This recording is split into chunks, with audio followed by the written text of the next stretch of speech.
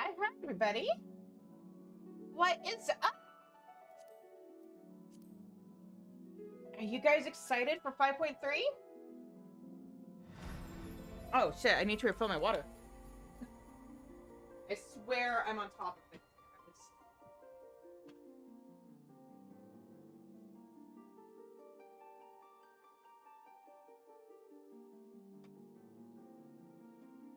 All right. And actually, while I am on my in the login queue, unless it logs me in right away, there's like 20 people. I'm gonna refill my water pitcher real quick. I will be right back. You're back with the streamer, by the way, guys.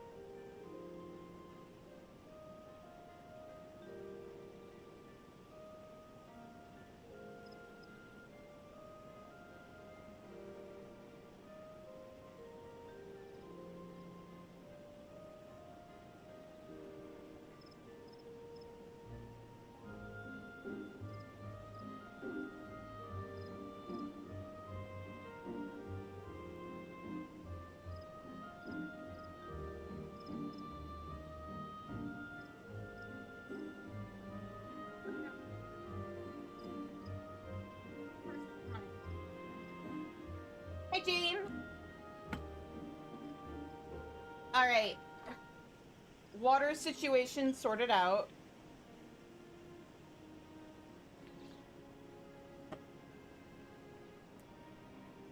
Nope, that's not where I want to go. There we go. All right. So, haha, this is awkward. You guys can't see me. But anyway, let's head over to Mordona. Realm Reborn. There we go. For those who don't know, we're only doing the first, like, 6 quests. We're gonna stop right before the dungeon. And we'll do the other half of it tomorrow.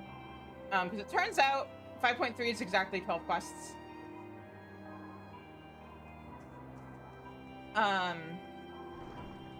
And yeah. I want to make sure that we can actually get people for the dungeon and the trial, and that's not too late. Also, I don't want to stream until 1 a.m. tonight. Wait. Does the patch not end here? Or start here? Do I actually have to go to the Crystarium? Hang on. Shizune, shouldn't you be back in the first? Apparently. I understand your concern, but Prowl and Master Matoya will take good care of the Scions' bodies. Now off with you. Okay. Are you guys still just saying the entire thing, or the same thing throughout the entire endgame? I guess so. Alright. To the Crystarium then, I guess. Also, funny story, I thought I had, like, woken up, taken my caffeine, and then passed out.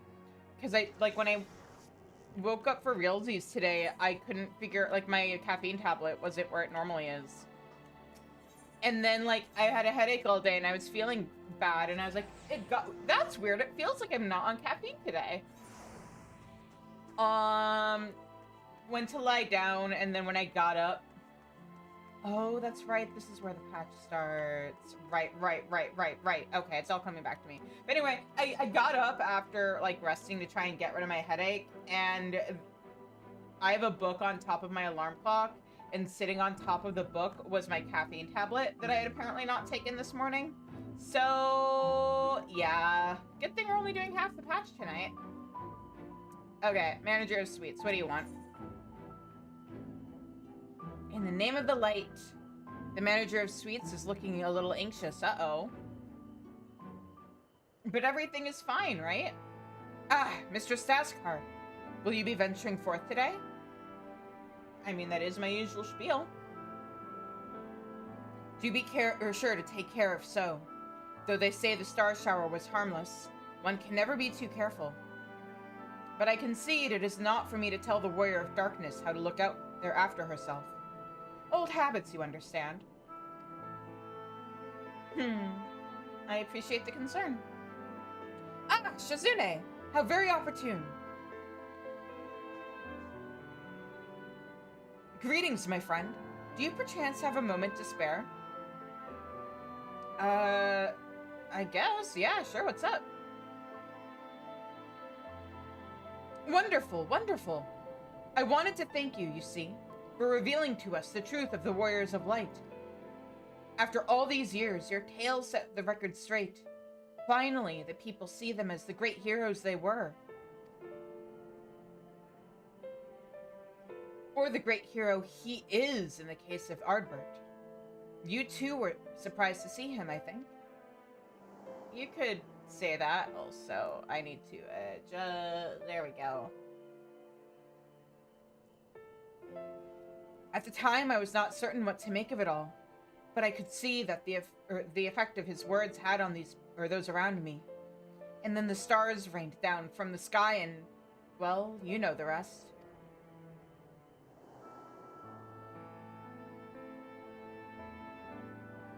I do, unfortunately. When the commotion died down, you were nowhere to be seen, but I was determined to express my gratitude. And so here I am. Thank you, Shizune, for giving voice to the truth and restoring the Warriors of Light to their rightful place in history. Should you, perhaps, wish to have your account of these matters committed to writing, I'd be more than willing to serve as your scribe. Indeed, if there's anything I can do to help, anything at all, you need only say the word.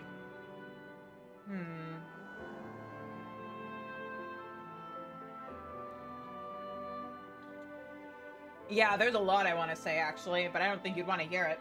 And it might cause problems.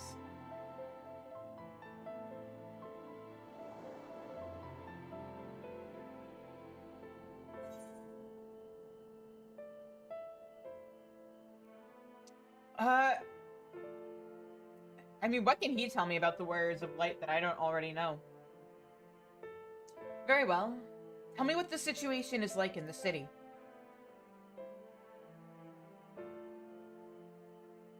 The situation in the city? Do you mean the people's awakening as Warriors of Light? Well, while questions remain about the circumstances surrounding Artbert's return, history tells us that what took place may not be entirely unprecedented. Oh?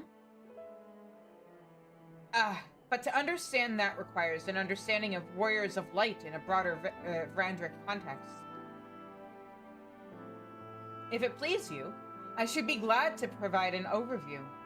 I flatter myself that it may grant you a better grasp of of that which is occurring not only in the Crystarium, but the world at large. Excellent. I shall return to the cabinet at once and look up the relevant texts. Pray join me at your earliest convenience.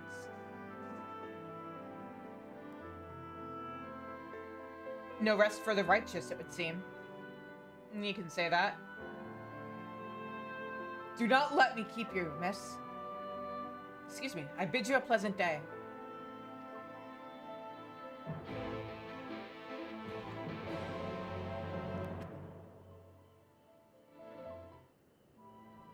Alright, let's go. Also, I still need to set up the poll for this month's incentive to get me to 100 subs. Mabinogi and Vindictus will be on it again. Same deal with Phasmo. Because heaven forbid I deny you guys that. Hey! Stand! Okay!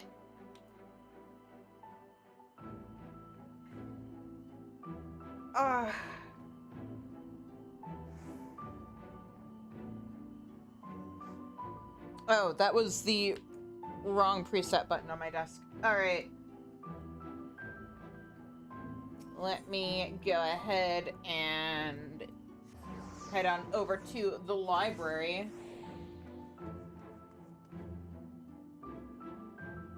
Oh no!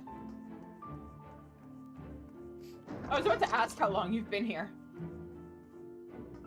But yeah, no, that's rough.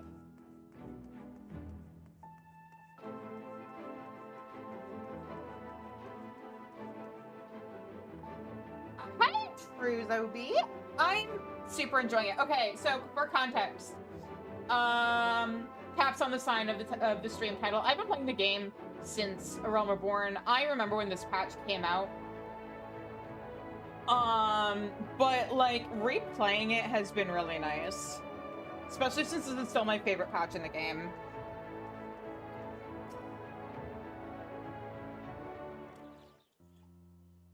Also kind of excited about 7.2, because I fucking love Final Fantasy VII, and I saw that trial boss. I'm excited, but also scared. Fucking Beatrix. Ah, Shizune. Excellent timing. I have but this moment finished gathering the materials for our lesson. As a great many folks make reference to the Warriors of Light, I shall, with your permission, focus only upon the details that seem most relevant. Alright. Oh! It's all of our babies. The Warriors of Light, you say? Forgive us, but we wouldn't or couldn't help overhearing. We've been out keeping watch over the Crystarium, but it appears to be business as usual. So I thought I'd spend some time brushing up my knowledge of familiars, and Alphina volunteered to help. I actually came on a different errand, but I'd be interested in hearing about the Warriors of Light as well. May I join? Or join you? I can read.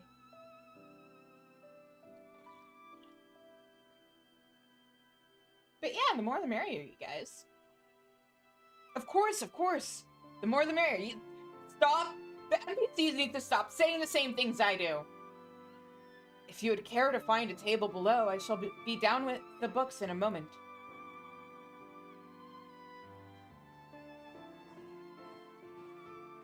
But yeah, I too enjoy watering sprouts.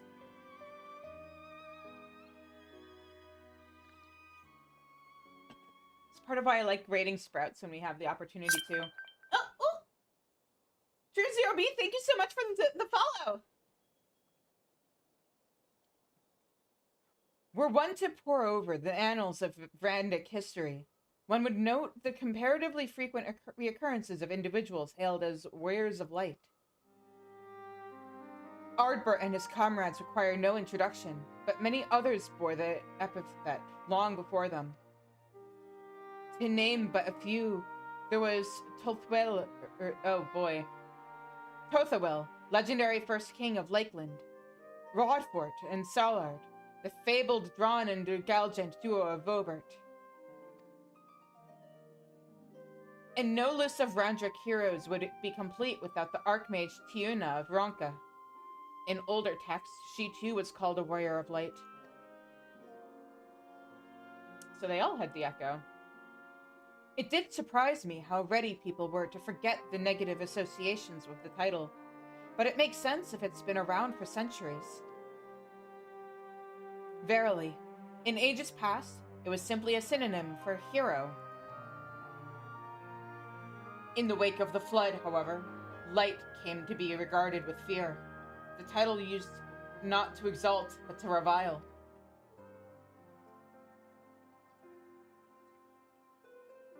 A far cry from its beginnings.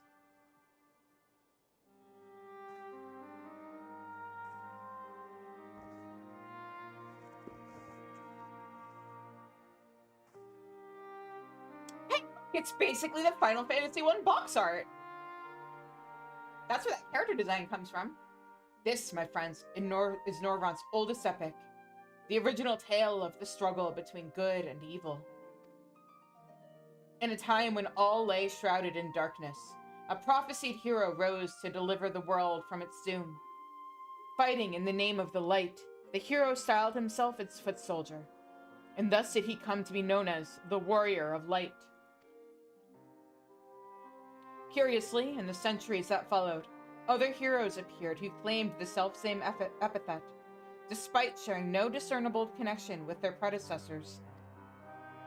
And in time, the Warrior of Light came to be a name accorded to all men and women of uncommon skill and valor.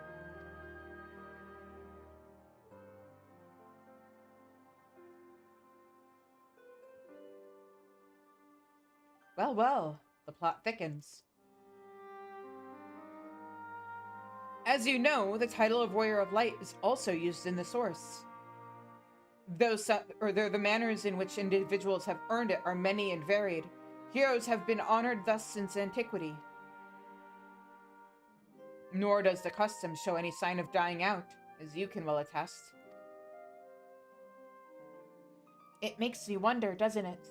It surely can't be a coincidence. I mean, Heidelin, I'm sure, has something to do with it. Indeed not. Let us imagine a man who has awakened to the echo and is able to hear Heidelin's voice. As she styles him, so too does he style himself. A warrior of light.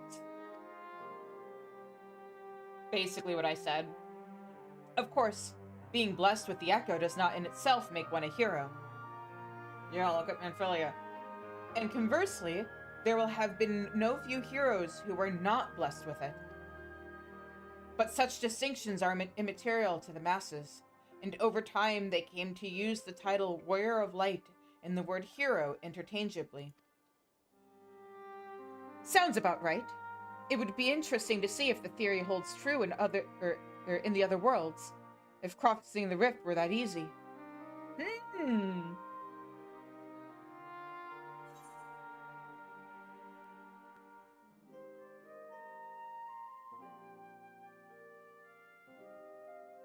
And there I was thinking I was special. Oh, she looks so sad. I meant that kind of as a self-deprecating joke. But you are special. No matter how many warriors of light there are out there, there's no one like you. At any rate, assuming all of this is true, and there's a common thread behind the epithet, I doubt the Asians will have been amused. To have the world at large associate light, and by extension Heidelin, with good, must have added insult to injury.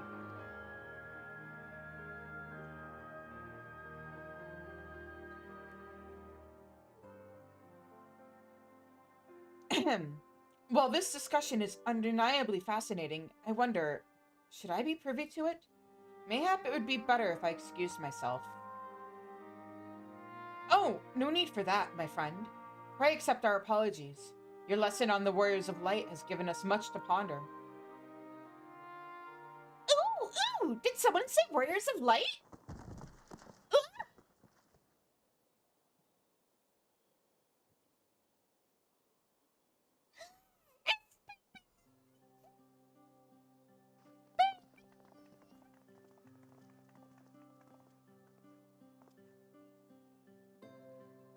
Ricky Tio, are you all right?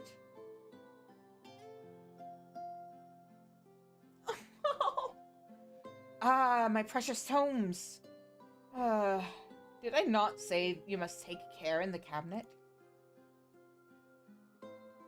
How can you be mad at that face? You too, Arkell, Erwill. We're sorry, Master Morand.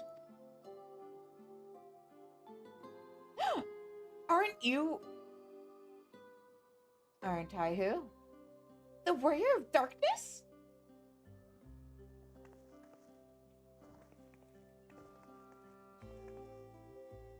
My name's Ricky Tio, and I want to help everyone. Please tell me what I have to do to be a hero, to be a Warrior of Light.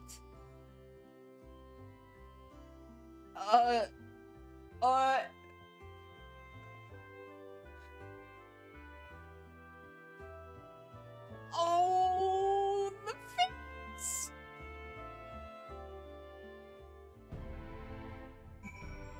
Damn it, I forgot how cute she is. I remembered there was a whole subplot with children. I forgot that one of those children was a precocious little meat kitten. Setting aside our misgivings, it would seem churlish to discourage the young lady. Let's hear what she has to say.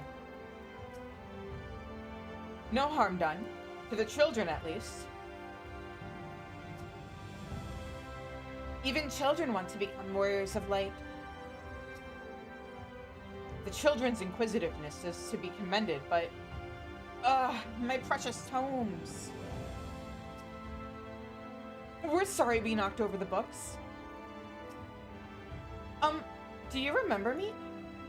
When you returned from the sea with the Exarch, I asked you how you became so strong. Yeah, this is the guy from the final cutscene of Face Shadowbringers. The one I went shh to. I don't have that emote yet, but... So, I want to be a warrior of light, but not one that fights with a sword and all that. No, I want to be the kind that fights with potions and heals people. An apothecary. And I'm going to help everyone in the Crystarium. No, in all of Norvrant. When I told Arkell and Erwill this, they said that the cabinet should have lots of tomes about potions. But this place is so big, and we didn't have the faintest idea where to begin searching. At this rate, I'm not going to get anywhere. If one knew where to look, one should indeed be able to find treaties on the potions here. Even so, I fear they may prove a little difficult for one so young. But Esteemed Warrior of Darkness, perhaps you might accompany young Riki Tio to Spagirix. Rather than through tomes, I believe she stands to learn more by observing the Carugians at their work. Sounds like a plan. It seems we've finished here, so we'll come with you.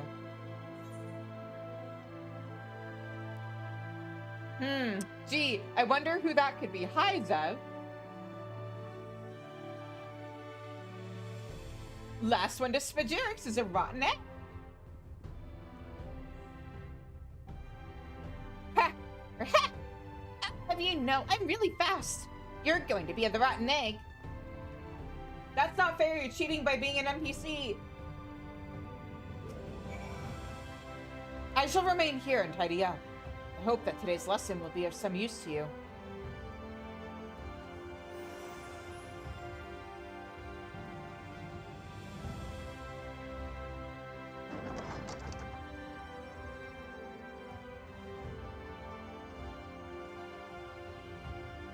Oh, actually, you know what?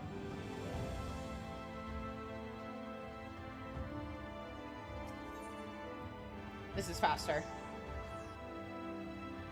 Zev, are you just gonna stalk me all stream?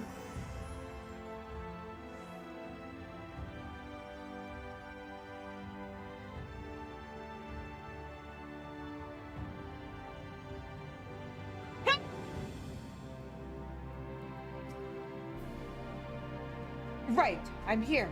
Right, I'm here. What do I do? What do I do? You keep being a little cutie. A warrior who fights with potions. It's certainly innovative. I prefer a blade myself, but to each her own. See how her eyes shine, my friend. We have made her day. Yeah. Ascian machination or no, it wouldn't do to dash the dreams of one so young. The Exarch would feel the same, I believe. Chesimil's medicines work really well. I just wish they didn't taste so bad.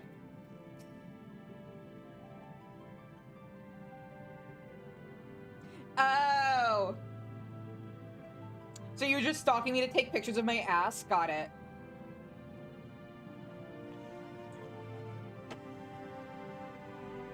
After you've finished helping Riki, can you help us become warriors of light too?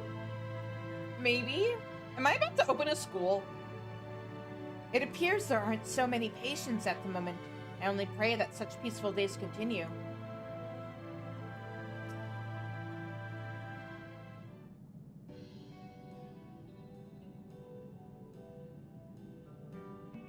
Well now, to what do I owe the pleasure of so many bright-eyed visitors? What's her name? Riki wants to learn medicine. Yeah. Is that the way of it, sweetie? You wish to learn about medicine? That's right! I want to become a warrior of light who uses potions to help people all over the world. Well, that is a very noble endeavor, and you aren't alone in it. No few at our infirmary yearn to venture forth as warriors of light. But ultimately, they have all decided not to pursue that dream. Huh? Why? Because the people here need them too, sweetie. The guards who place themselves in harm's way to keep us safe.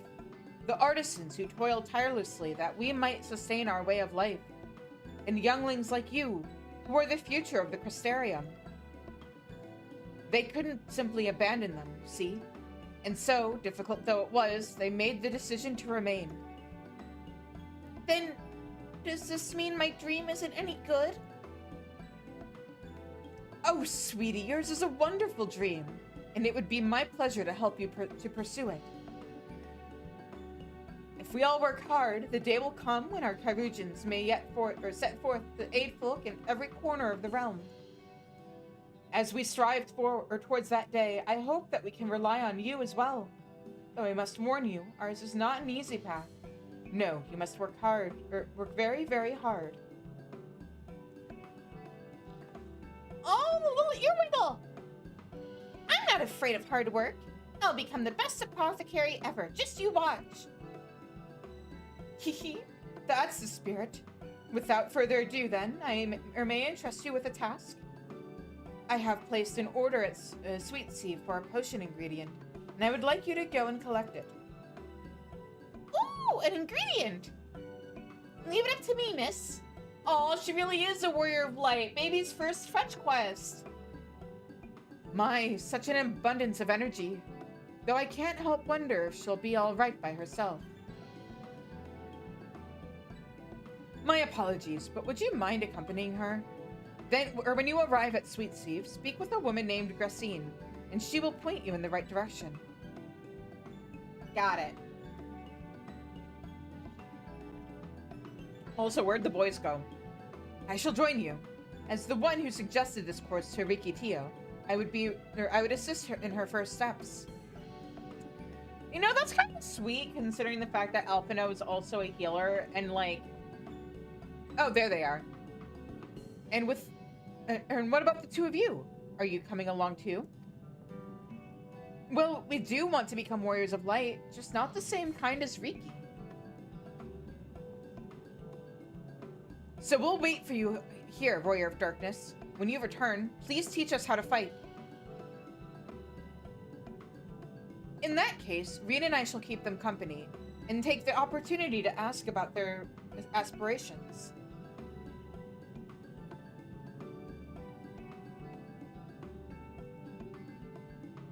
Alright, I'll see you guys later.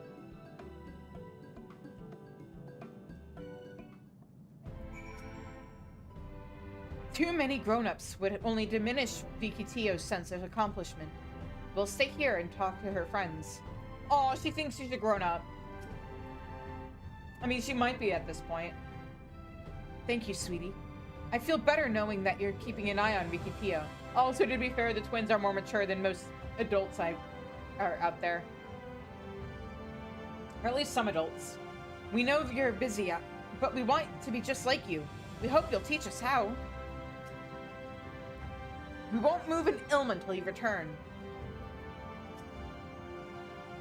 If it's to be had at Sweet Steve, I assume the ingredient is some manner of crop. But anyway, what I was saying was I think it's kind of sweet because Alphino himself is a healer and he's like taking personal interest in nurturing this little me kitten who wants to become a healer. Let's see here, is that a real door?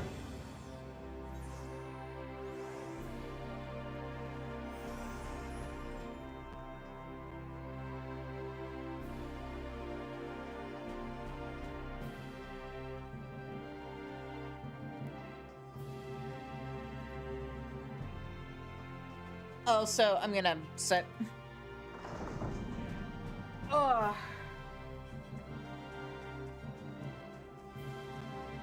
I need to start working out more so I can do more or something about this fatigue. Not helped by the fact that I skipped my caffeine today, but you know. Alphino? Ah, there you are. Excuse me. As it turns out, the ingredient still wants for harvesting. So we are going about that now.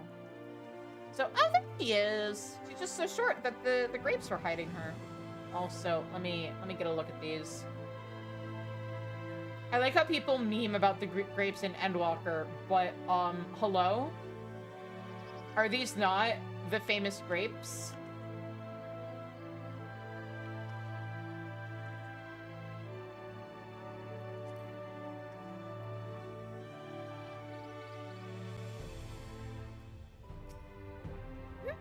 Are these small enough?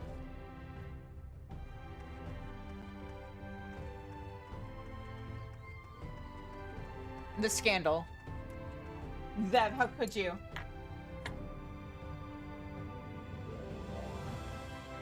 Also, if you needed to look at my butt, you just needed to ask. Oh, right, I forgot. It's only the Mikote slash pose that sticks out their butt. Oh, you're not an actual, like, interactable NPC. Got it. If it isn't the Warrior of Darkness herself! May I assume you are with Master Alphino? You assume correctly. Right. Lest you wonder, Chesameel's order is for grapes. As busy as we have been of late, however, I regret to say we didn't have the time to harvest them. So, it was with apologies that I asked Master Alphino and his young companion to help themselves to the fruits on the vines. Perhaps he could lend them a hand. It's the undersized grapes you'll want to pick. They're too small for normal consumption, but suitable for making wine and medicine.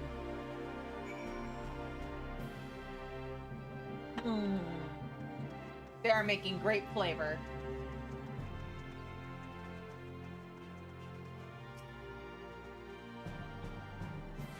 Did their dialogue change?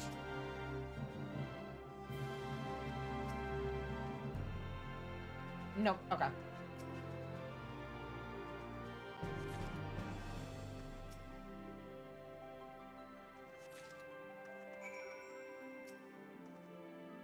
I've harvested all the undersized grapes I could find here. How goes the picking effort? Seems to be going well. What's up, Riki? Oh, you're here too? We're picking little grapes. It's quite fun. Though too small for normal consumption, these grapes are suitable for making wine and medicine. I did good. Oh! We need to do more quests for children. It's slightly less insulting having to run around running errands when they have little faces like this instead of it being grown adults who probably could have done the thing themselves. Wow! You picked this many already? Amazing! Yes, I am amazing. Thank you.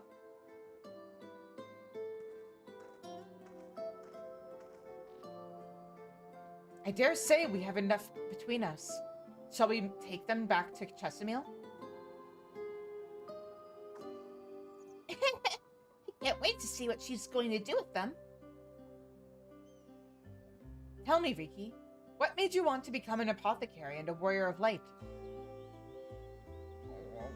Why? Well, a while ago I fell sick. Really sick. My body was burning up, and I felt so weak I couldn't even go out or get out of bed. Then a traveling apothecary came and gave me a potion to drink. It was the foulest thing I'd ever tasted, but it made me get better. She was so brave. The apothecary, I mean. She went around taking care of people, even when it was dangerous. And I decided I wanted to help people just like her. So I started brewing potions out of grass and giving them to my friends. But I didn't really know what I was doing, or if there was anything else I could do. Then, not long ago, a neighbor told me he was going to become a warrior of light and go traveling the world, helping people. And I thought, that's the same as what I want to do. I see. Out of curiosity, what did your neighbor do in the end? Thaler? I haven't seen him for a bit, so he must already be out there looking for people to help. Oh, you're Thaler's neighbor. Thaler, one of the guards awakened by the star shower.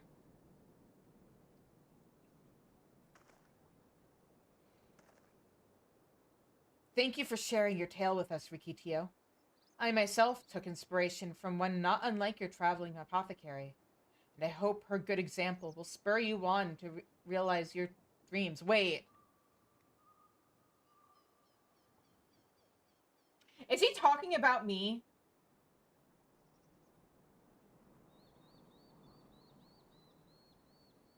Hey, I need somebody who is a male character to confirm or deny for me. Does he use male pronouns or female pronouns for this line for you guys? Is he talking about me or am I forgetting about someone? I guess he is talking about me since he did say, I hope her good example. But it will not be done in a day. Such lofty goals are reached through hard work and persistence. Through countless little acts of heroism, like delivering the grapes to Chesamil. See, I kind of actually would have liked it more if he had had a person he inspired to be like that wasn't me. It would seem I have been laboring under a misapprehension.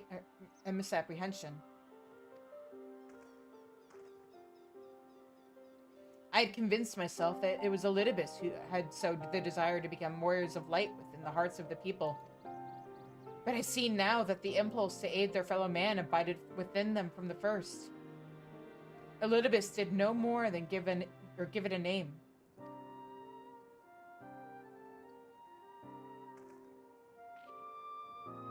And as he so kindly proclaimed, we must return to our own world ere long.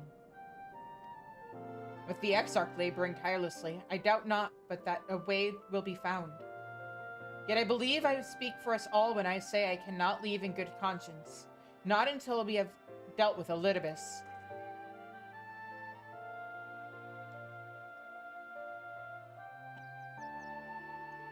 This is no longer a strange and distant land, after all. Norvrant has become as a home to us, and her people our own.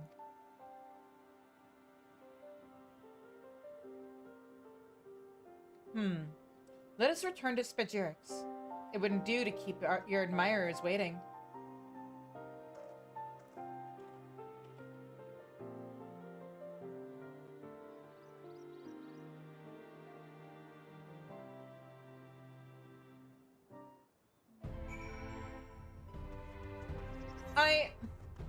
I get it, but I kind of wish that he had been talking about someone who wasn't me. This is the issue that I have with a lot of the characters in the game and why I loved Ardbert so much. Still love Ardbert. Even the people who are supposed to be our friends, like the Scions, tend to have a bit of hero worship tied to their interactions with us. And what I loved about Ardbert is he did not give a fuck. We're Warrior of Light, he's also Warrior of Light. We fight primals, he also fights primals. It was so nice having a character that shared that experience with us instead of us being everybody's hero, even among our friend group. Thanks for helping with the grapes, Warrior of Darkness. In return, I promise to brew you a potion one day. That's also what's kind of a little refreshing that in Dawn Trail, nobody really knows who we are. Rikitio has delivered her grapes, as have I. After chatting with Arkel and Erwell here, we came to an agreement, but I'll let them explain their requests themselves. Riki didn't make you drink one of her grass potions, did she? Huzzah, you're back! We're ready to start learning. Rikitio was beaming with pride when she returned. It may only have been a simple task, but she won't soon forget this achievement. My thanks for your kind help, sweetie. We now have all the ingredients we require.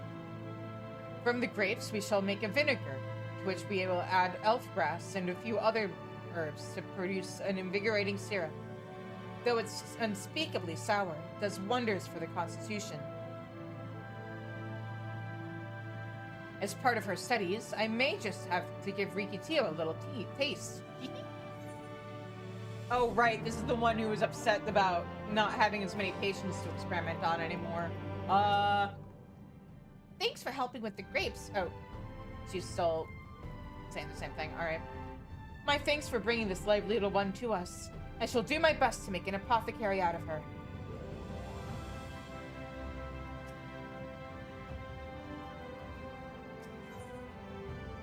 Errol regards you expectantly.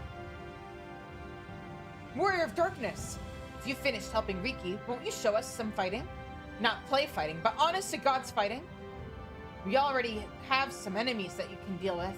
Vampire bats. The guards say they've become a pest around the Crystarium of late. We tried to sneak outside to hunt them, but the guards caught us and sent us home. But they shouldn't mind if you were doing the fighting and we were just watching. The children told us as much while you were away, and in preparation, Chesamil kindly furnished us with some lures for the bats. While the creatures won't give you any sport, bear in mind that the younglings will be watching. That's to say, put on a good show, yes? Right. Let's head outside at once. Everyone, follow me. Alice! Wait just a... Come on then, children.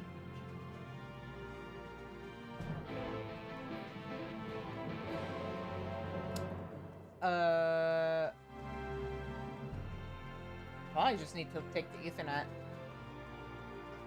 Or, wait. Yeah.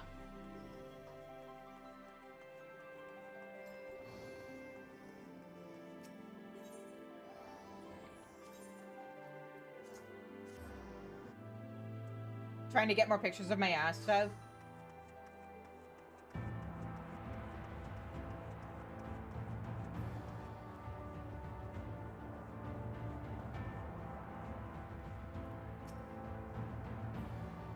It should be safe enough for the children here.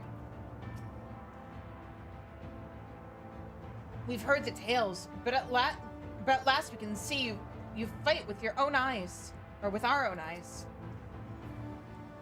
We've been waiting for you, Warrior of Darkness. Everyone's here. Good. Let's get started, shall we? As their name suggests, vampire bats feed on blood. And originally being nocturnal creatures, they've grown more active with the return of night and become a nuisance. To draw them out, we'll use Chesameal's lures, which work by exploiting their heat-seeking behavior. Bats are wont to nest under the eaves, so we are like to attract more if you place the lures near buildings. I have 6 lures, 3 each for you and me. As proof of a successful kill, I want you to gather up their fangs. Whoever collects the most is the winner.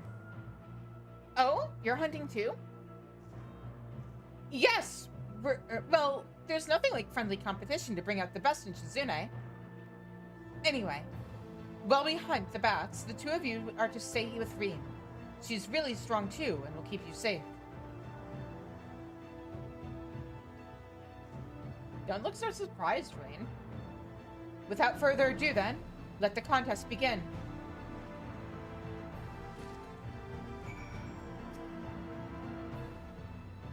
Don't mind us. We'll be watching from a safe distance. I won't blink, not even once. That's bad for your eyes. So, the bat's nest under the eaves. It's important to know your enemy.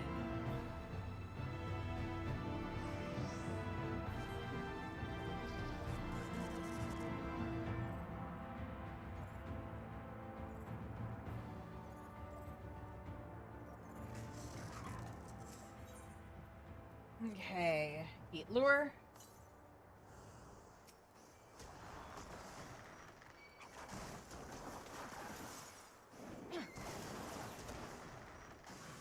It would help if I remembered to sing.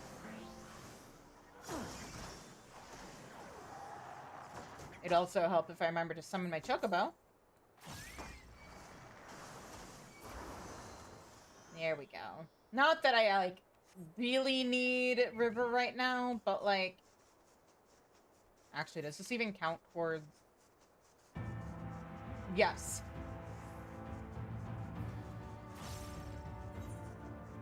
It'd be really nice if I could get him to rank 20 before I finish Endwalker.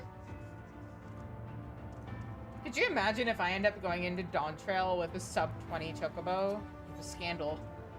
Actually, where are you? Oh, you're pretty close to ranking up, actually.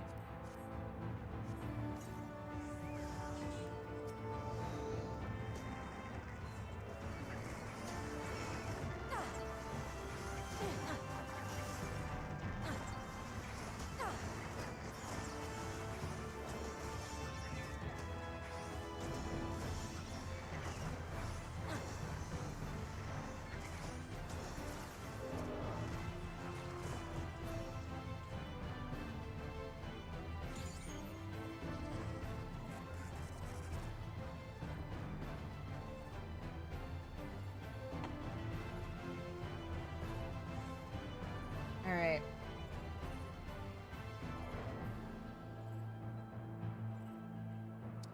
Oh, it gives me more things than what I actually... Okay. I see. I don't need to hit all these orange circles, I think.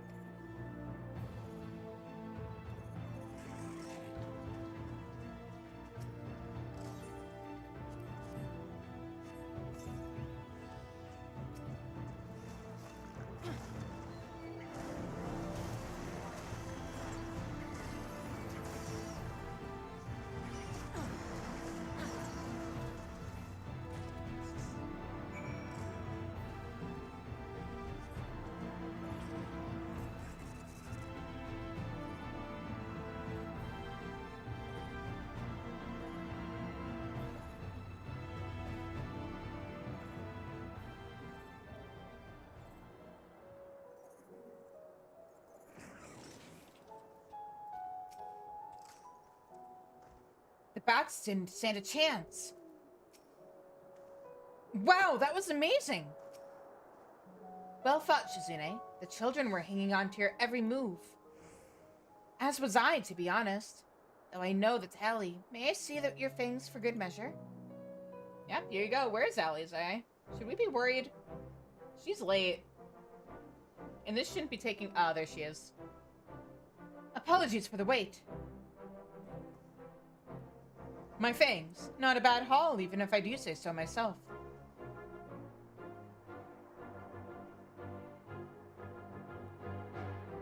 Five, 6, 7. 7 fangs from Alize. Which means the victory goes to Alize. Shizune collected 6. Huh? Ha! I did it!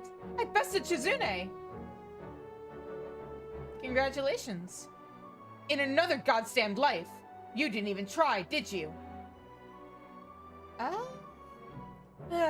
And there I was thinking you're taking it seriously. Spare me your pity next time, will you? No, you completely did that on your own merit. So, children, you've now seen the Warrior of Darkness in action. What are your impressions? She's incredible, miss. The bats were down before they knew it. Our guards are strong, but the Warrior of Darkness is much, much stronger. We want to be just like her. Good. If you're looking for an example to emulate, you may as well pick the best.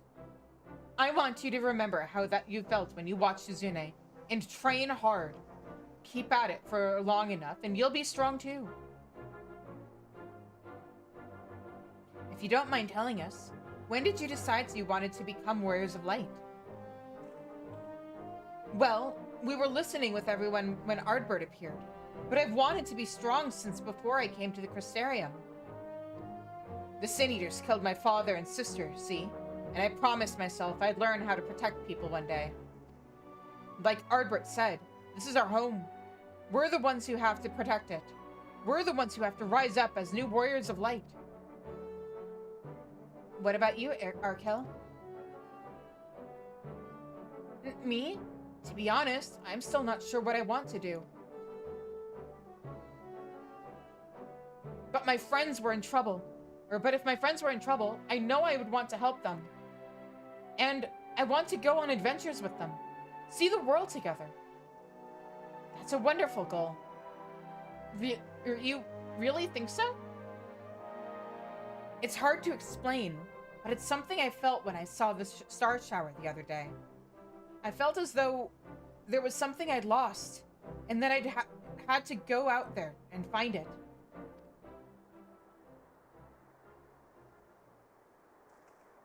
Well, for the both of you, there's nothing for it but to train. When we return to the city, I'll teach you some exercises you can do by yourselves.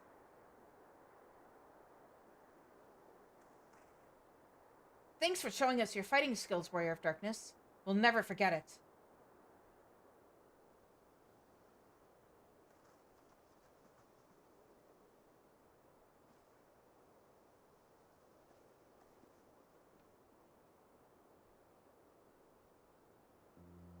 I understand how Arkell feels.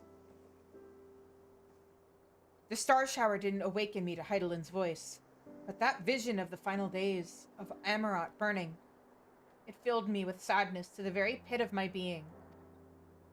Things I once knew, people I once loved, promises I once made. It felt as though long-forgotten memories were dancing at the edges of my mind. But when I try to focus on them, they simply fade away. An effect of having a fractured soul, I shouldn't doubt. But lest you worry, I'm perfectly happy to remain fractured, and have no intention of donning an Ascian mask. I just wish we knew what Elidibus was plotting. Ha! But look at this pair of incurable brooders. If we're going to stand around, lost in thought, we may as well do it back in the city. Rest assured, Rena and I will take the children from there. Their heads will be in the clouds after meeting you, but we'll see to it that their feet remain firmly planted on the ground. Are you okay? It's nothing, just a dizzy spell. Seems I tried a little too hard to beat you. I'm fine now, not to worry. I'll see you soon. Okay, I am going to step away for a few minutes while the ads are running, and I will see you guys when they are over.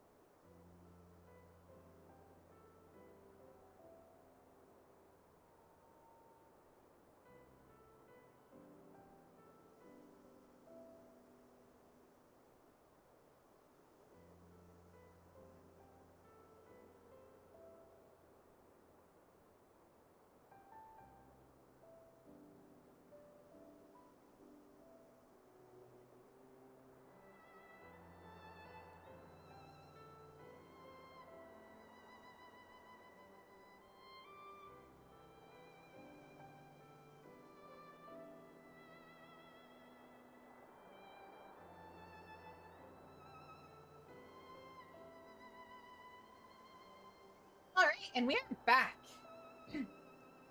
Okay, let's get back into this. I'm fine now, not to worry. I'll see you soon.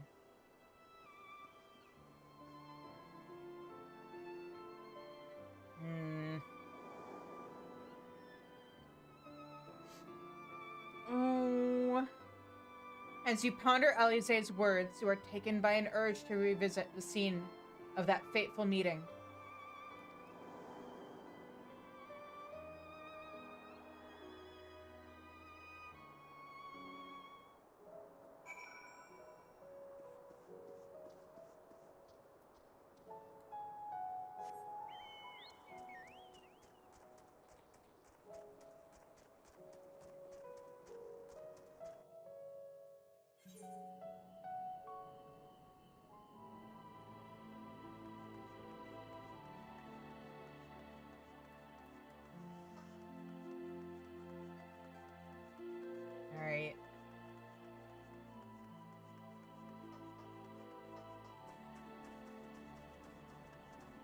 This one? Yeah.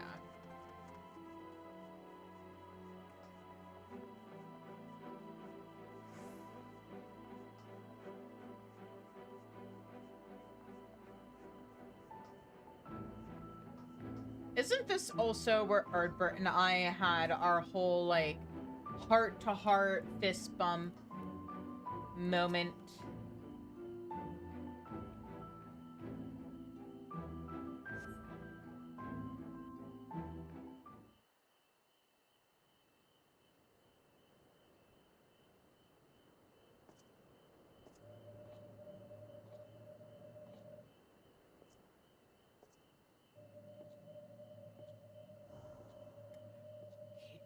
Does he see me as who I am?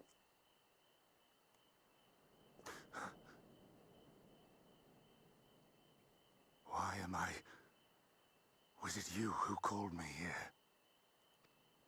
Maybe.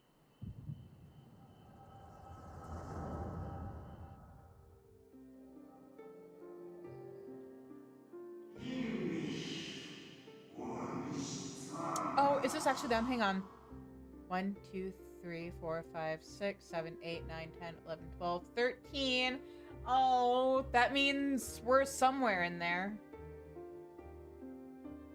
On behalf of the convocation, I bid you welcome to our order.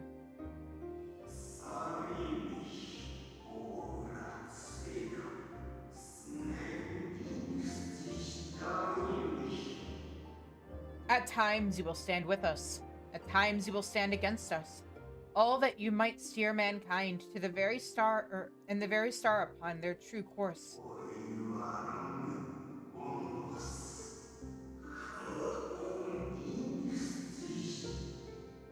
For yours is the seat of Elidibus, the emissary, and by this name shall your every action be guided.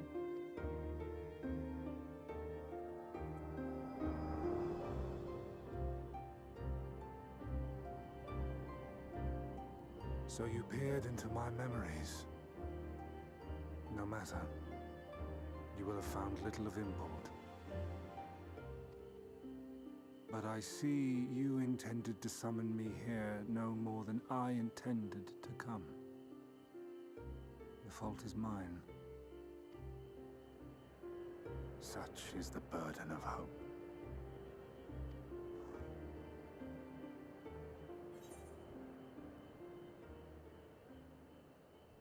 Give back Ardbert's body.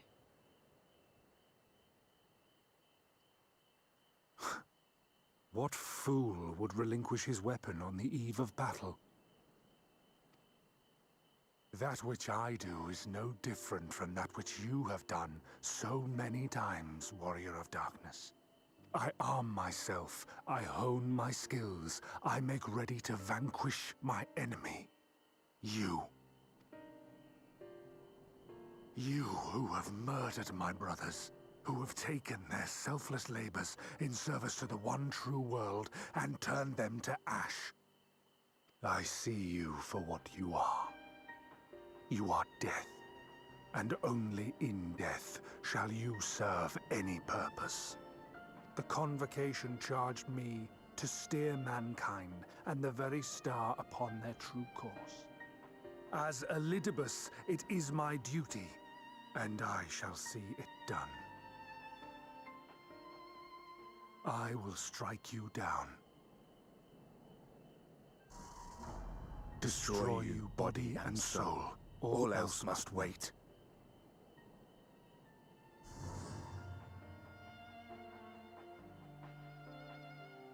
Ere long I will come for you, Warrior of Darkness. And I will save the world.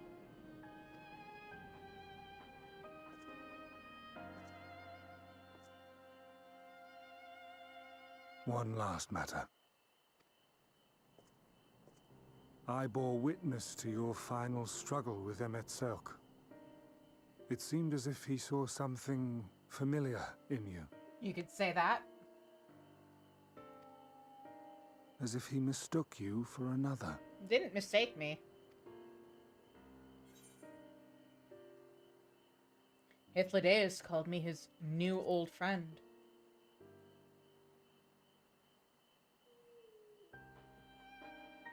No.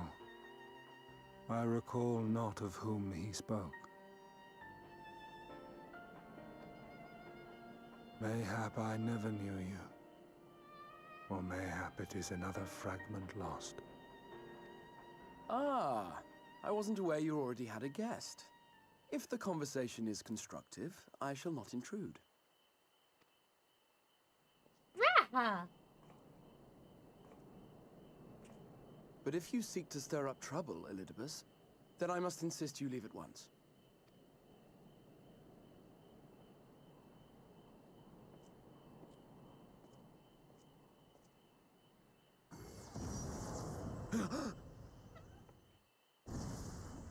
He's okay. He's okay. He's okay? Though you lack her blessing, your soul is surprisingly dense. Ah.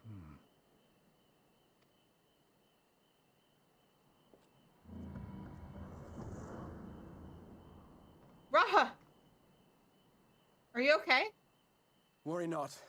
I seem to be unharmed.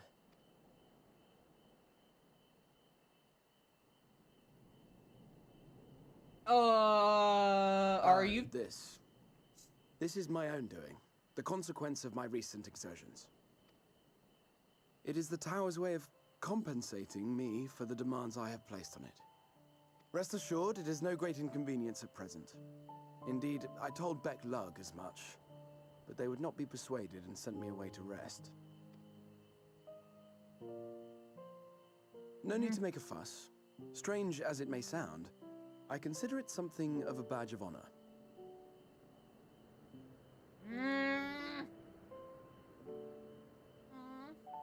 One of the brave souls who saw me delivered unto the first once said that the world shall ever have a place for tales of heroism so long as we have need of inspiration in our lives. Though he and his fellows had no way of knowing whether their mad scheme would amount to anything, they knew that the attempt alone would inspire hope. Or so they hoped. A more optimistic lot one would be hard-pressed to find. They said they would find a means to save our God's forsaken world, just as soon as they had sent me on my way. Said it with such confidence that, for a fleeting moment, I half believed them.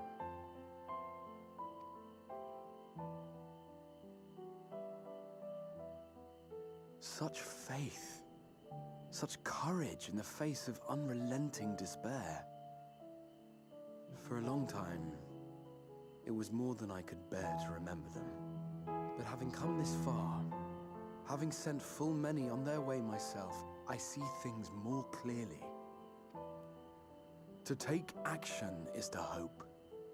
To believe, to choose to believe, is to take the first step towards a brighter future.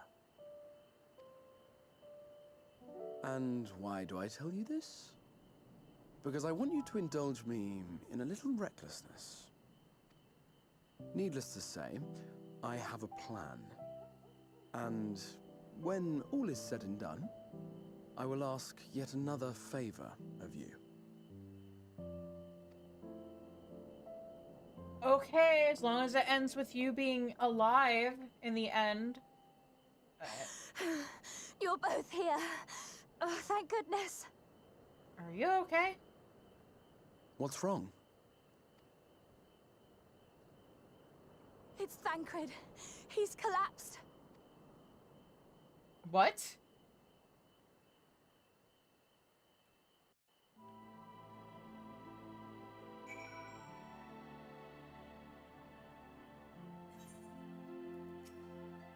I'm so glad I found you both both you and the Exarch. The fates seem determined not to allow us a quiet moment. But come, let us have the details from Reen. Alright. The rest of our conversation must wait. Let us hear the situation from Reen.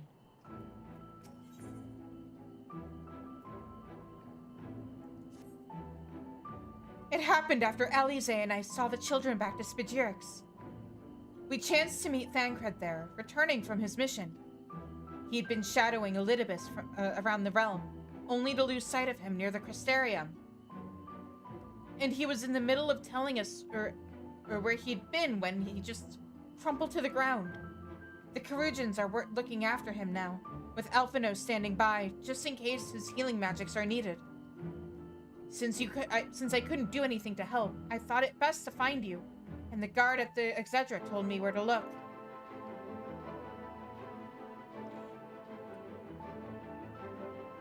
I see. It cannot have been easy leaving Thancred's side.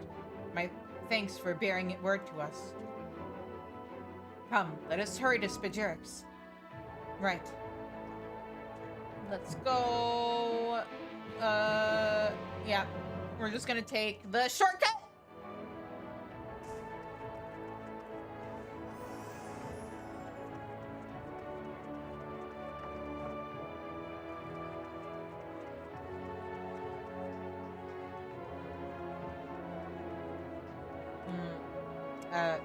I guess this way.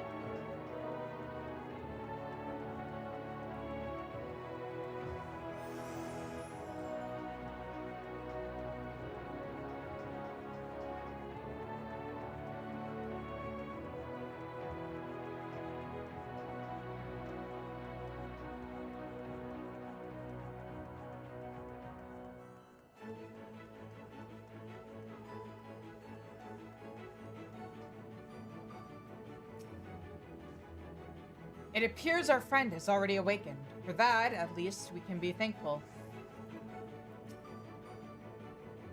I fear this bodes ill, and not just for Thancred. Thancred, shouldn't you be resting? Reen found you then. We had to send the children off earlier than planned, but they understood. Posture check. Okay.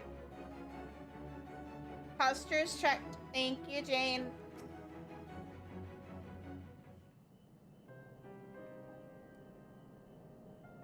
They dragged you here too, did they? My apologies. How do you feel? Embarrassed. But otherwise, well enough. I won't be staying overnight. This episode was not the result of any injury I could find. Thancred's ether, however, did show signs of instability, and I did what I could to calm the fluctuations. And all of this happened without warning? Not exactly. You will doubtless recall the time Urianger nearly drowned and I gallantly went to his rescue. When his water-walking charm failed, he was tired, as were you when you got back. We were both spent, yes, on account of which you begged us to rest, which, in retrospect, may have been a good idea. The fact is, I've been experiencing regular bouts of lightheadedness ever since, but there was no actual fainting until now. Thancred, you need to tell us these things! As Alphino observed, I have no lingering injuries, and it most assuredly isn't old age, which leaves but one likely cause. The link between body and soul has weakened further. Time grows short. We must complete the spirit vessel with all haste. To that end, Shizune, might I trouble you to take a trip to the source? In addition to looking in on our friends' bodies, I would have you consult Kyle about our plan.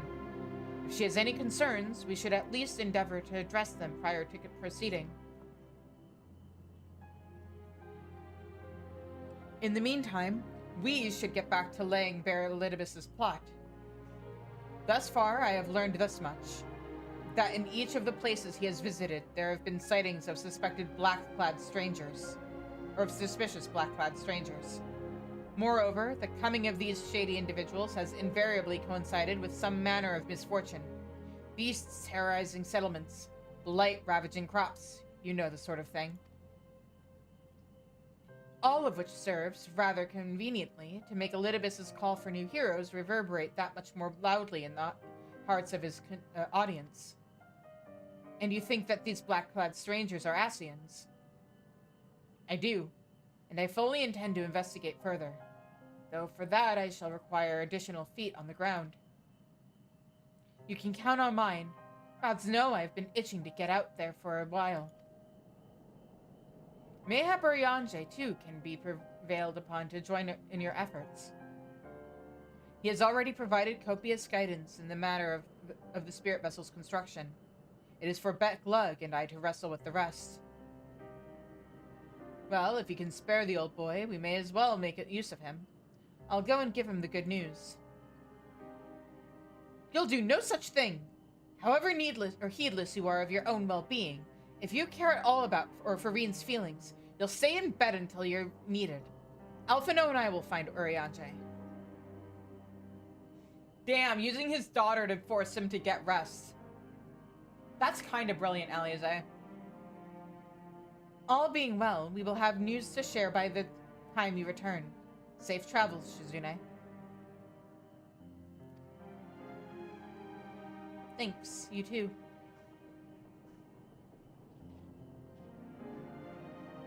So wait, what am I supposed to talk to?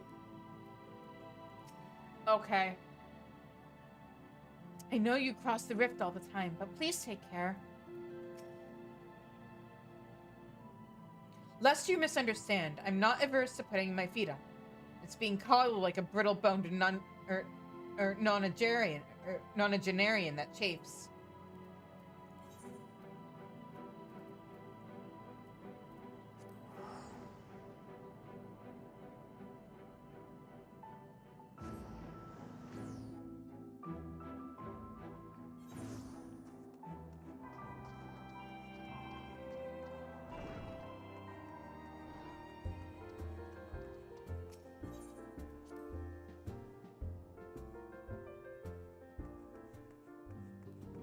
Okay, but like, you guys didn't really give me the specifics of what I'm supposed to talk about with Kyle. Is it just the stuff we talked about last patch? Because that was like a week ago. Ah! Shizune! What excellent, awful timing. Huh? You see, our friends, they've taken a turn for the worse. Kyle's hardly had a moment's rest these past few days.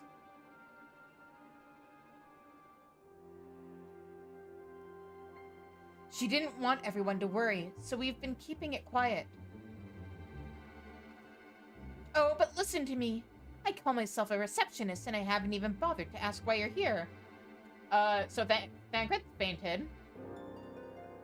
So they think the spirit vessels will be ready soon, and they want to make sure there are no problems at this end. You'd better talk to Kryl. She's with the others in Dawn's respite. Let's go and see her. Just prepare yourself, all right? Yeah, we haven't seen them in the flesh since last expansion, huh? Dawn's respite is through that door. Lead the way when you're ready. Still saying the same thing. All right.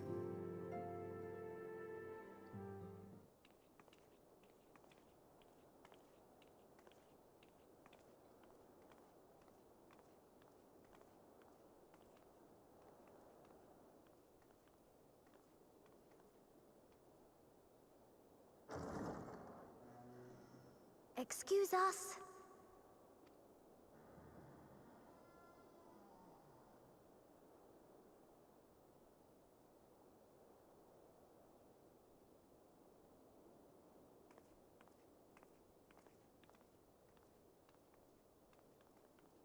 This way.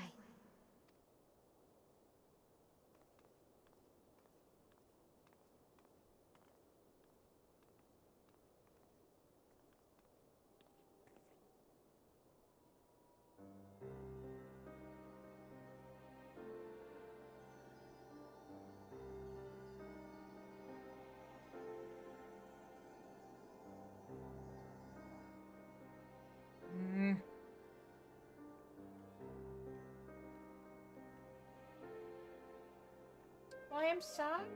I mean, look at them. Also, my mall's just looking like this.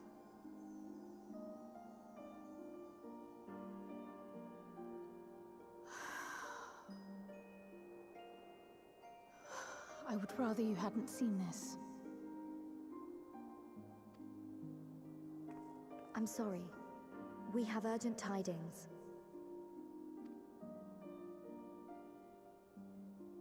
Oh, no, I'm not angry with you. On the contrary. I know full well how hard everyone has been searching for a way to return home. And I had hoped to afford you the time you needed. But given our friend's present state, perhaps it was for the best that you came.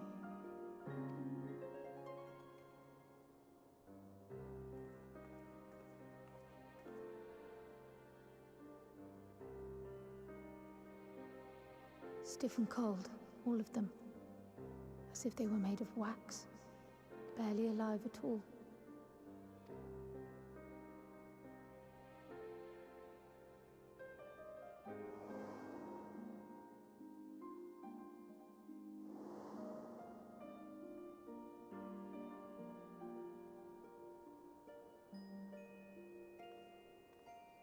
And they had been doing so well.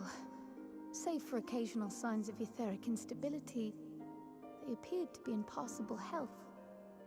Then, quite without warning, things took a turn for the worse. A change for which even Master Matoya could offer no explanation. When did it happen, and where does it line up She to could in only MSQ? remind me that the soul is yet an unknown frontier, and that much and more lies beyond our ken. Contrail! What? But let's not lose heart just yet. At times like these, it is all the more important that we remain positive. Why? I but this moment succeeded in quelling a fluctuation in Thancred's ether. Good job. And while the others have weakened, they have remained relatively stable. I believe I may leave my post for a moment. So come, let me hear your tale outside.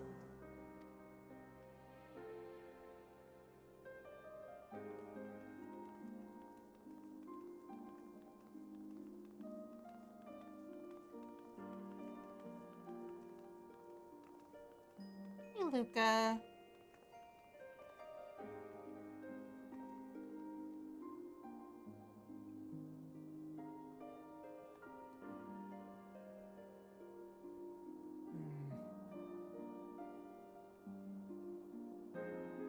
Don't you guys die on me.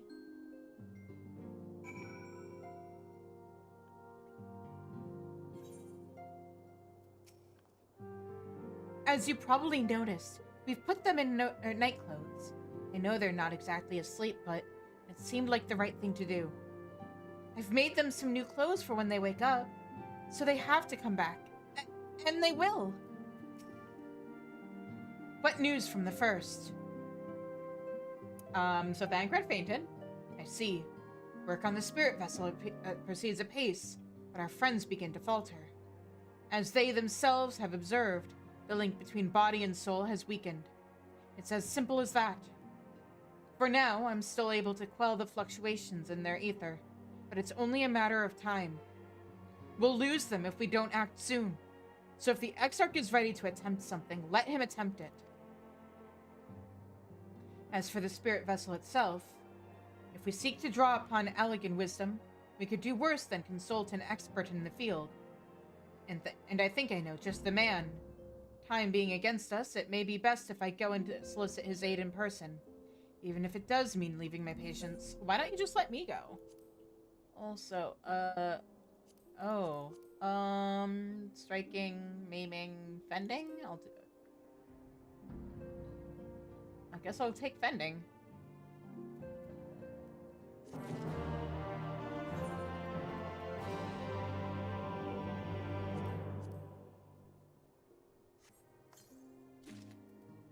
Let me go ahead and put this on my Dark Knight. There we go.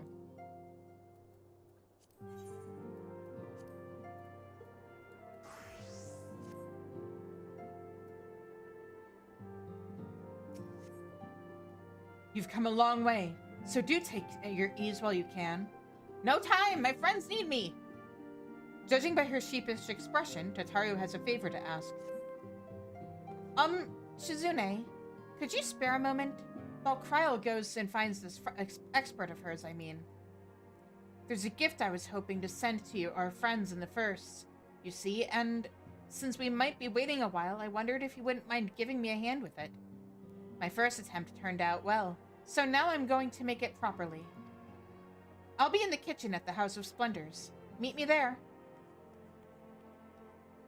Well, I had better be off too. I shall see you soon, either here or at the house, depending on how our patients fare in my absence.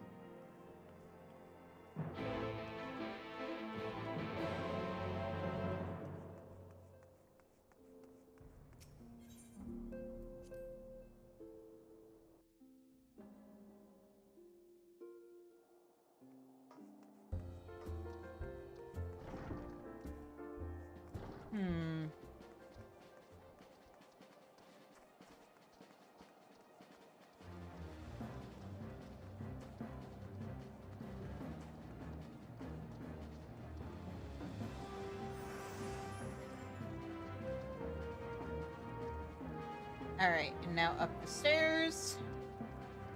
Also, everybody be jealous, I've got a cat. He is the cattest of cats.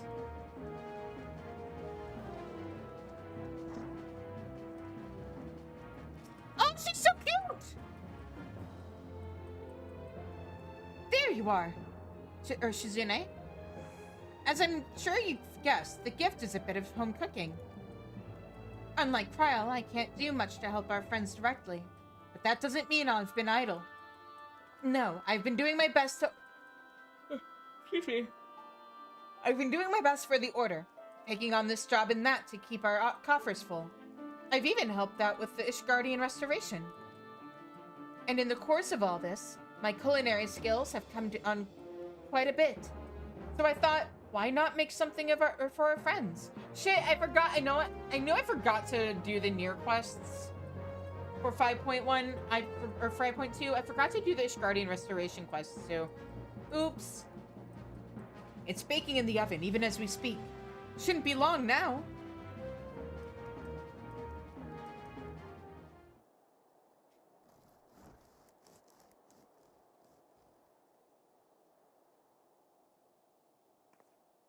There, baked to perfection, even if I do say so myself.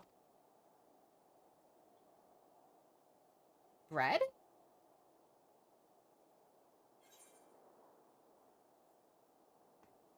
Your cake looks like bread. Oh my god, your cake looks like bread.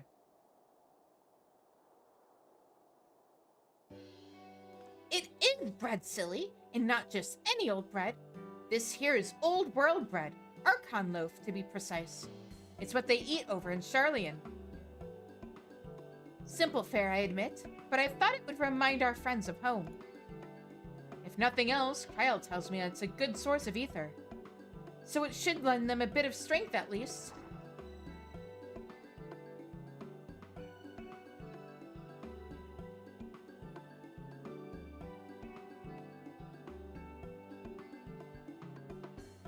I mean, on one hand, fair. On the other hand, like, Mordona is full of adventurers, and the Rising Stones is full of like other scions. Somebody would have to be incredibly stupid to try something. And Elidibus, like, the only person who would maybe do that is Elidibus, and he's busy. There truly is nothing like the smell of smell of bread fresh from the oven. Kryl! And if it isn't rat roast, too.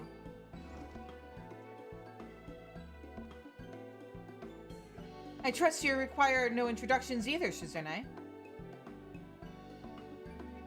Well, maybe, but here's the thing, like,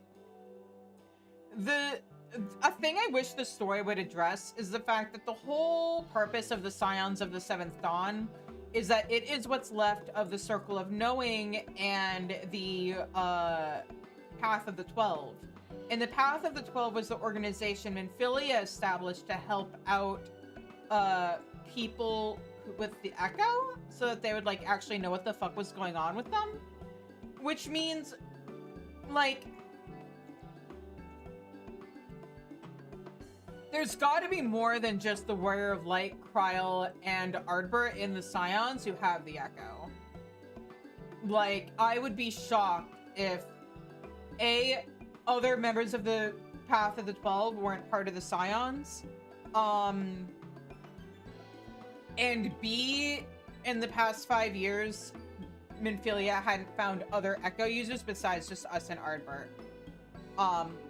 The way the lore is set up, that would be incredibly shocking.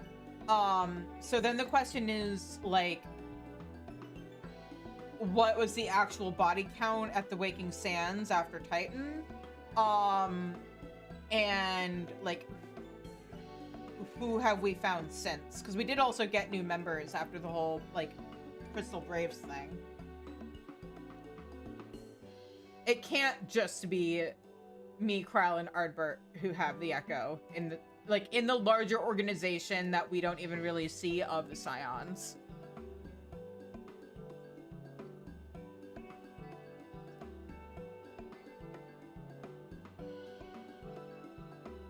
I trust you require no introductions either, Shizune.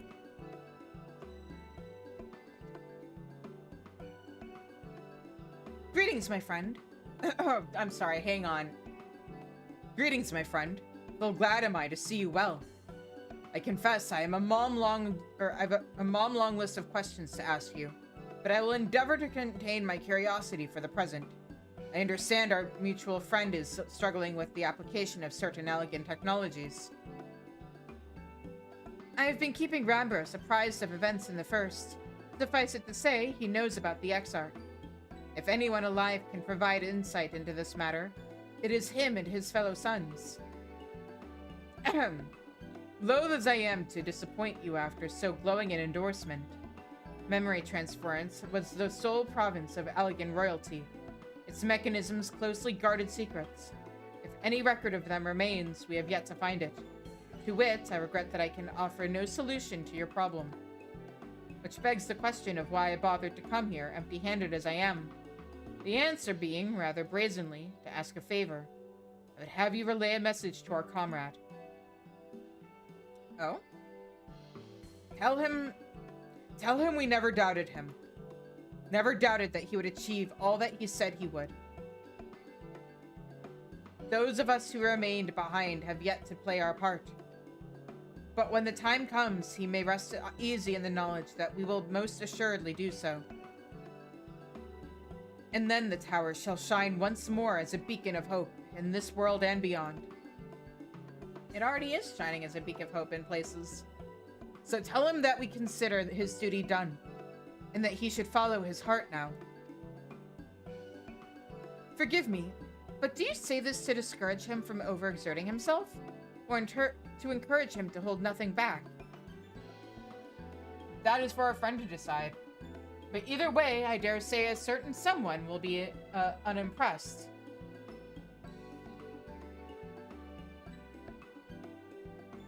Well, there you have it, Shizune. If you would be so good as to see Rambros' message and Tataru's spread to their intended recipients, along with my report, of course. Sure thing. Kryl, before I wrap the bread up, would you mind giving it a try? Just to make sure everything is as it should be? But of course, I'm always happy to lend my taste buds.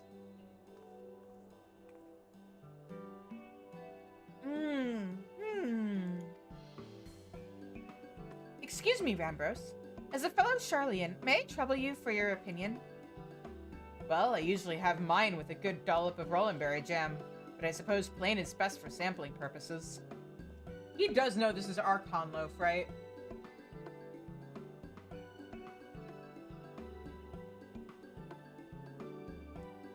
I see. Oh, no, is it that bad?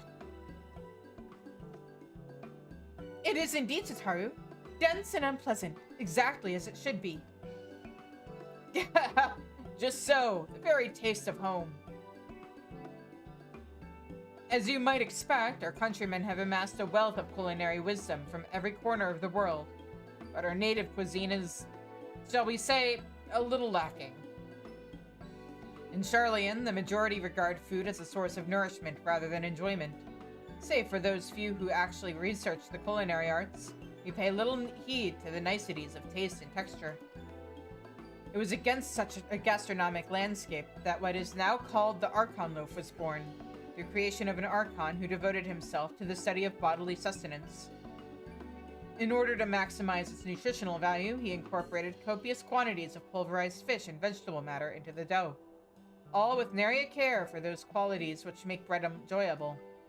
The result is a flavor that continues to defy description. Yet for its many shortcomings, the loaf's nutritional value cannot be denied. And being a damnably convenient way to cater to one's bodily needs, it quickly found an audience amongst busy scholars. Why, when I was a lad, nigh every meal was a sandwich made with this very bread and whatever ingredients happened to be on the hand. I suspect just about every Archon could say the same. Having been away from home for so long, I thought I might have forgotten the taste. But no, it is all too familiar. How it takes me back. Yeah, got any stories about Alphino that it brings up? If there's enough, perhaps you can spare some for the Exarch? He is certain to appreciate it. Oh, there's plenty to go around. I'll be sure to wrap up an extra slice. Shizune, when you deliver the loaf, please be sure to send everyone my regards. Tell them we're doing everything we can, and that we'll be praying for their safe return until the moment they get back.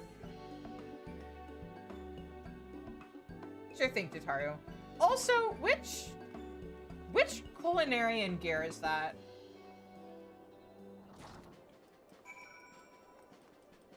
Is that a Tataru specific one, or is that like artifact gear? I don't recognize it. Granted, maybe I don't recognize it because it's on a Lalafell.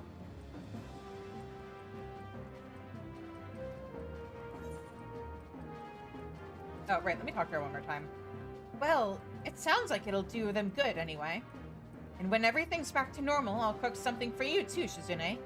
Gods know you deserve a treat. Okay, but can it be like actually good edible food? Whoop. That's not where I want to go.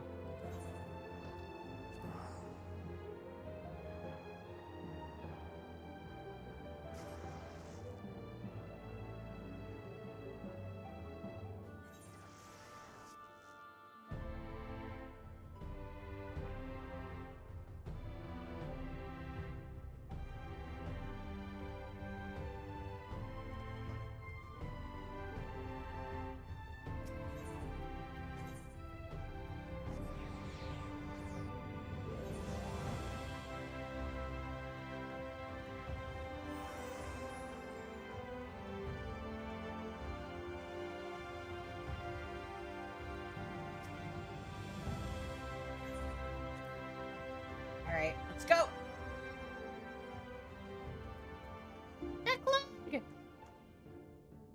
You are returned. Good, good. There is much to discuss. The others are making their way hither as we speak. Welcome back, my friend. How was your journey? I have a present for you! Created by an Archon who devoted himself to the study of sustenance, this bread infused with pulverized fish and vegetables is extremely nutritious, assuming one can get past the taste.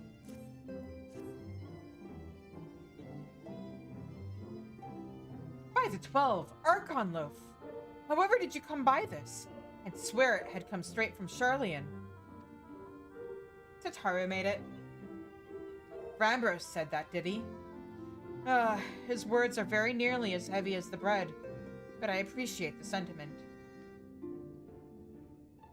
Should you have the chance, you may tell him that he needn't worry. That which I seek to do, I do of my own volition, and with all my heart. In pursuing this path, I fully expect to earn the censure of our friends, and to deserve it.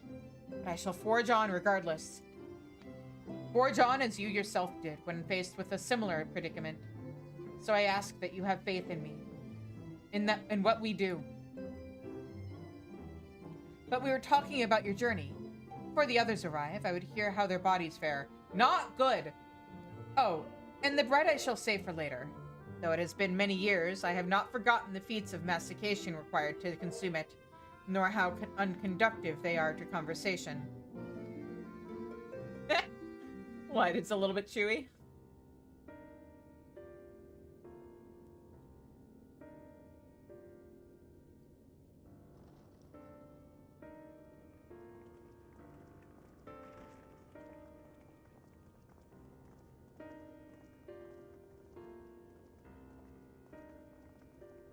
Forgive the delay.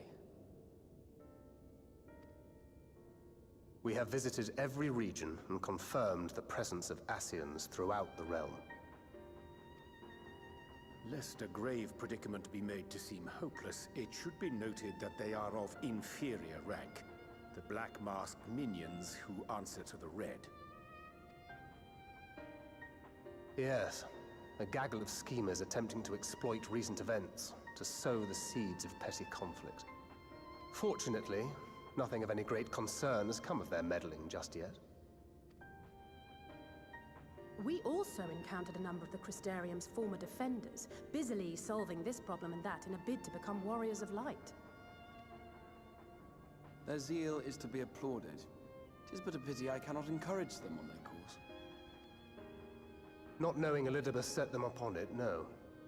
Both the troubles to be solved and the villains to be vanquished are his doing too, like as not. And so, with apologies to the aspiring warriors of light, I believe it best that we deal with the Ascians quickly and quietly. I quite agree. But tell us, what news from the source? How fare our bodies? Not good!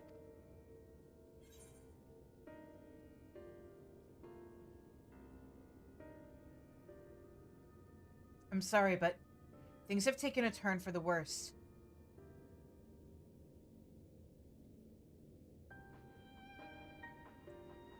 Oh dear. Then we must redouble our efforts. Not that we've ever stinted in that regard. This would seem an appropriate moment to ask about the spirit vessel. Tell me you've made some progress. We have, as it happens. One moment. By the way, Graha, I can't help but notice that, like, your arms are starting to match a lot more.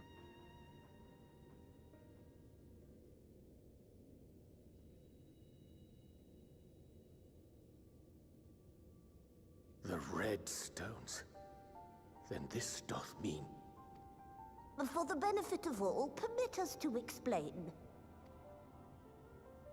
As you will recall, using white auracite as our starting point, we fashioned a vessel for mind and memory both. Yet, though it served this purpose admirably, the process of imbuing it with one's complete essence proved a somewhat thornier proposition. Simply put, the memory would not accompany the mind. And so, we looked to the Allegans' mastery of memory transference for a solution.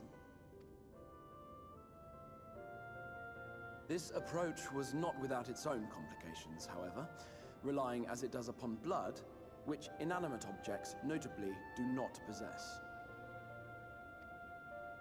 We duly explored methods of suffusing the vessel with drops of the aforementioned.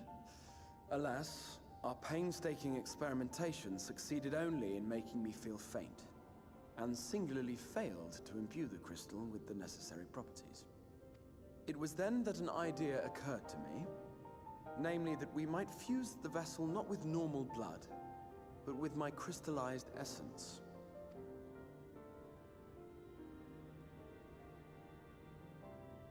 You're doing this for our sakes. So far be it from us to complain. But don't think we haven't noticed what's happening to your arm. It falls well short of offering up my life in exchange for yours, which was your only stipulated prohibition, as I recall. And it is but a small price to pay for delivering you home. Assuming it works. We shall soon know if this grisly addition will serve as a suitable conduit for the subject's memory. Though not soon enough to warrant your waiting. The test is like to take a while. Let us be off then. We have Ascians to attend to, among other things. Should we also check in on Y'shtola? I can't help but notice she's kind of missing. Forgive me, but I count 6 vessels, and there are only 5 of us. Huh? One is for testing purposes. I will personally use it to see whether the crystal functions as it should. And if it does, wouldn't that mean that your soul could also return to the source? Yes. In theory, at least. But there is a distinct difference between your circumstances and mine. While your corporeal forms want for souls, my past self does not. Mayhap our essences would blend, or mayhap they would curdle. There is no telling what might occur. And you'd be willing to take that risk? I would. I mean, Alize, what do you think the alternative is? I see. Oh, Alize.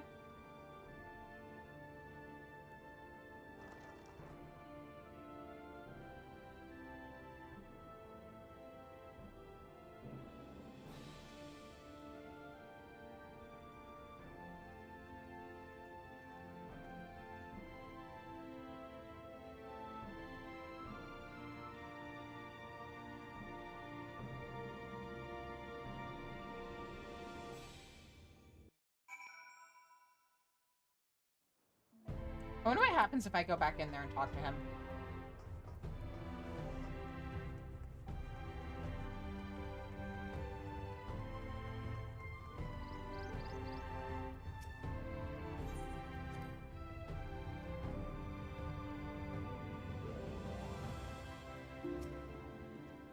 As Becluck said, the test will take a while. I ask for your patience in the meantime. Off you go and help your friends. Even assuming the test is a success, I doubt they would feel comfortable leaving it with business unfinished. Yep. We've got one last thing we gotta take care of.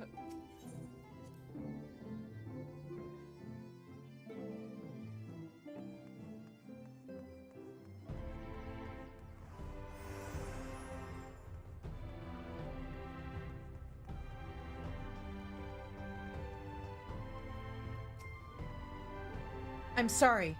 I know it was foolish or childish to storm off like that. And probably to feel this way I do as well. Ah, pull yourself together, Alize. When our grandfather first decided to journey to Eorzea, Alize did not take kindly to my silence on the subject. Don't pretend to understand things you don't, she said, or rather, shouted. Having oft been the object of her scorn, I am predisposed to sympathize with the Exarch.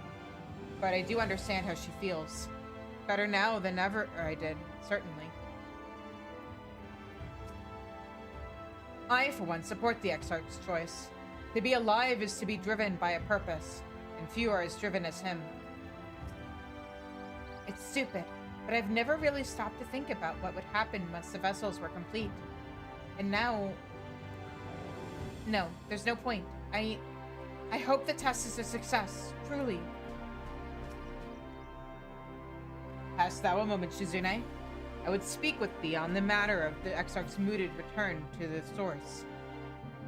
Though thou wilt have observed that our friends spake not in certainties, yet if Becluck hath the right of it, 'tis possible to predict the outcome of his plan with some confidence. And it is their assessment that, given the opportunity, the Exarch's soul should successfully merge with that of his younger self. Which is not to say the process is without complications. For one, the Exarch hath been subjected to an additional rejoining, an experience which will have wrought a change in his ethereal composition.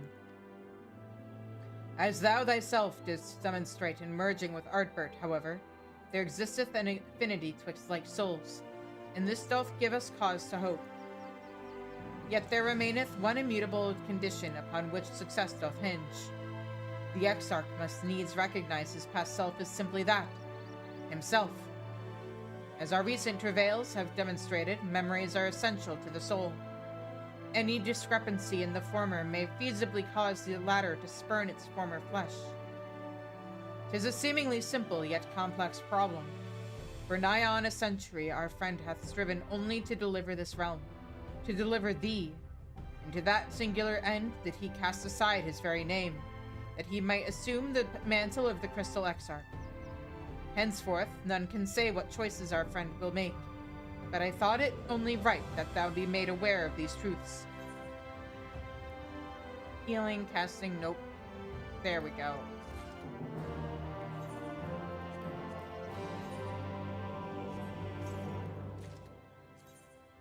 Time for a little gear upgrade. You know, I originally wasn't going to keep this, or like, I was going to stick with my,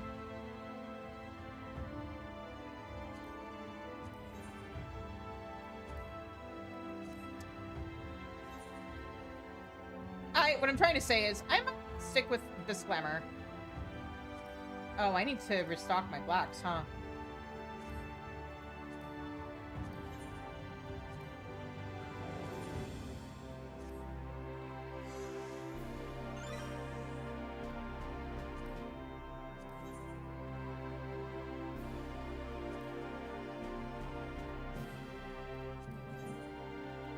Well,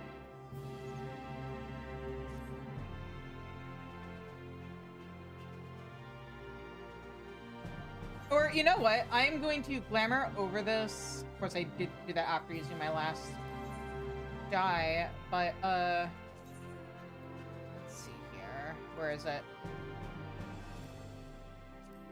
There we go. I am, for the time being, going to stick with my AF here and then change it for the later patches.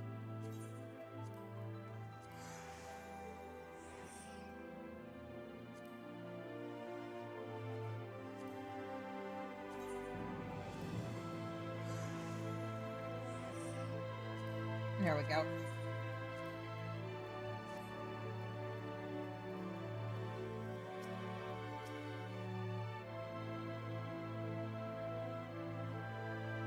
All right, and we've got an ad.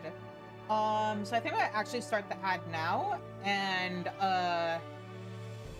my mom said she was making cake, so I'm gonna see if it's ready yet, and maybe get myself a slice if it's edible yet. So yeah, I'll be back.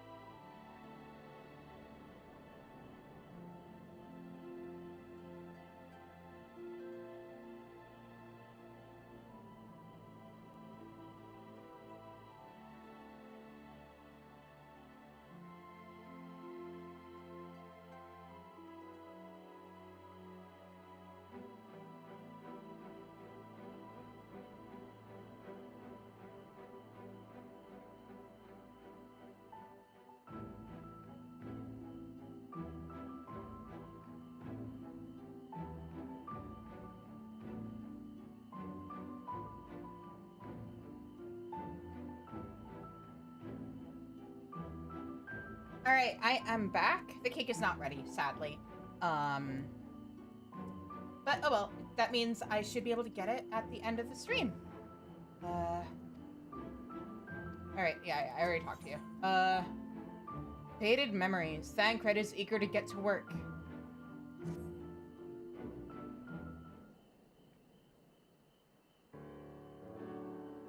Right then.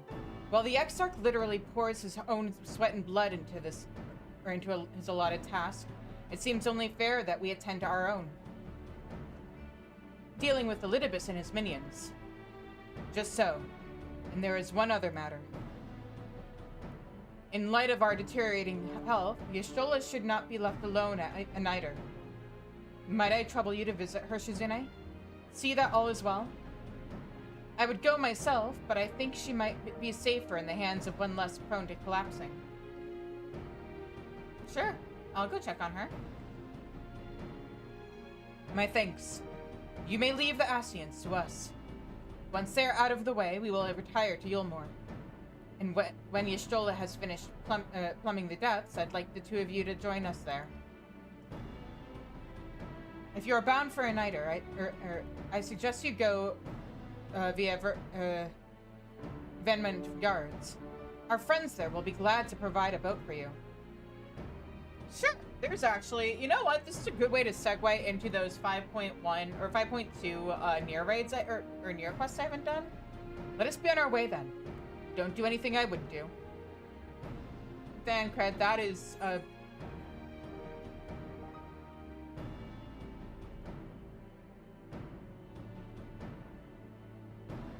I have a delivery from the Sword Skippo, courtesy of what? Taru. It makes the Moogle moves! I forgot about that.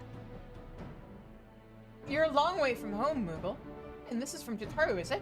Whatever could it be? Archonloaf, thou sayest? Why, even to hear the name doth transport me to times long past. Bread from another world? May I try some? Mayest thou, child? Thou must. That said, though I personally disagree with the consensus, I do nonetheless advise thee to temper thine expectations. Of course he likes Archonloaf. Wiser words have never been uttered. Huh? Though it rarely darkened our dining table at home, I can attest that it was standard fare at the studium. Indeed, a slice was never far from our peers' hands. Alphino, you really are an unbearable snob sometimes. Do you know that?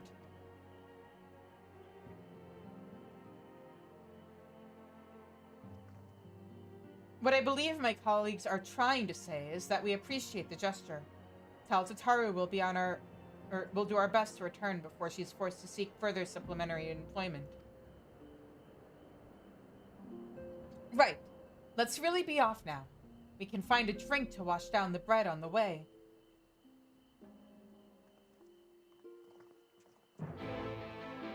And Thancred's just, or not Thancred, Alphino's just standing there thinking, oh, bye.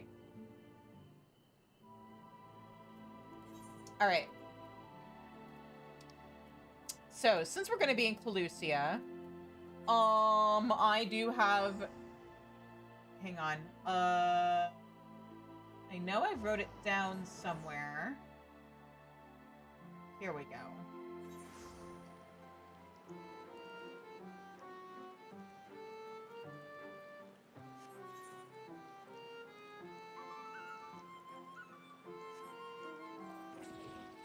Sorry, I know we're supposed to be doing MSQ, but I gotta squeeze these questions somewhere so that, we're ready to do the 5.3 quests on Sunday, and I don't make people wait for me to get these other quests done first.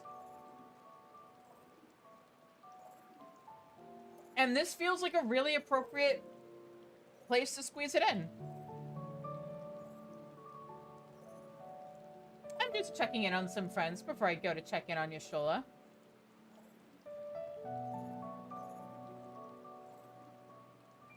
No biggie.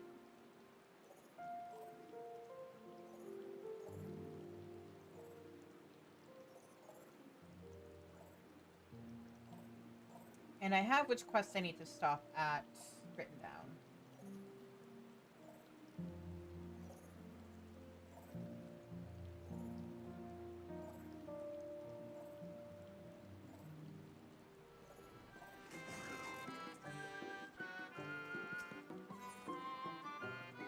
The dig site chief has a request for you.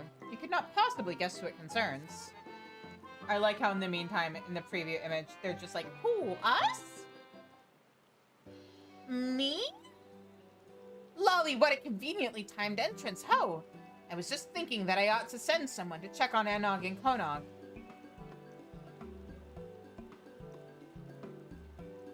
They're still poking and prodding at those whatsits you dug up in the ruins. Which is all well and good until one of them sets off another explosion.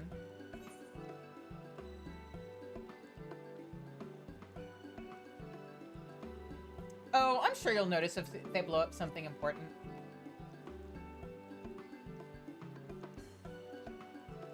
By which point it'll be too late. Not to mention that our annual carnival is fast approaching. There's plenty that wants doing before we're ready, and I need those two to start pulling their weight.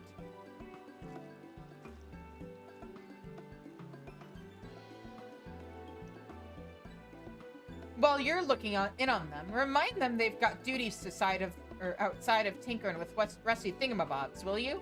Maybe they'll listen if it's you doing the nagging. They seem to respect you, much as they respect anyone. Must be all the violence.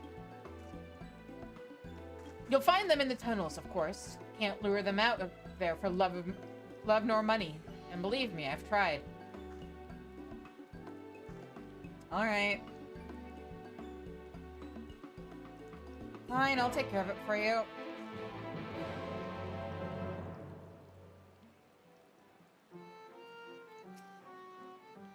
Don't like to leave those two unsupervised when I can help it, but I've got my hands full as it is.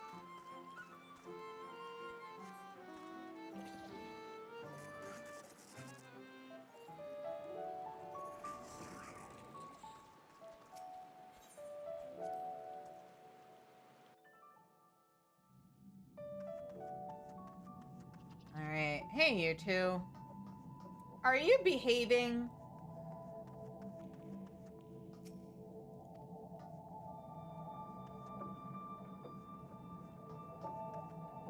Where do we have 9S stored?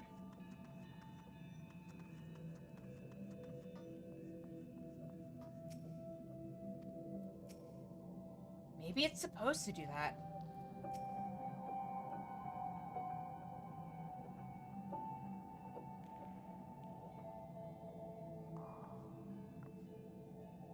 Hey, you two. Ah, there you are. Can you believe this? Believe what? I waited through days of processing, broke multiple tools, and after all of that... Oh, stupid son of a hobswiving...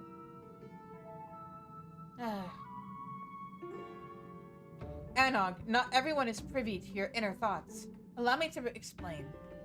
The pod confirmed that this device grants the user access to some sort of weaponry, which presumably means it is indeed the key to which 2P spoke. Or of which 2P spoke? Unfortunately, no sooner had we gotten it working than it stopped again. Based on our previous experiences, we assume that it's run out of power, and will require a supplementary energy source. So let's hurry up and find one. The sooner we get the key working, the sooner we can pulverize our enemies. Now wait just a moment. We aren't even certain that what sort of weaponry is involved here. Even if we get the key working again, we shouldn't activate it willy-nilly. Honestly, Konog, this ceaseless whining of yours is why we never make any progress.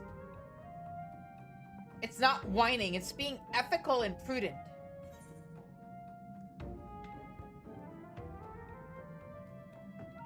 Shall the victor be the first to draw blood, or the last man standing?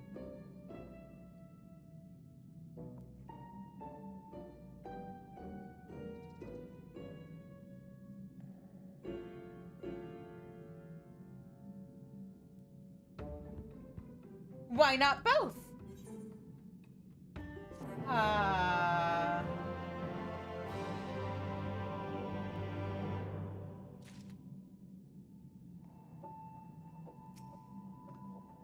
Arguing with Anog is like being run over by a trolley.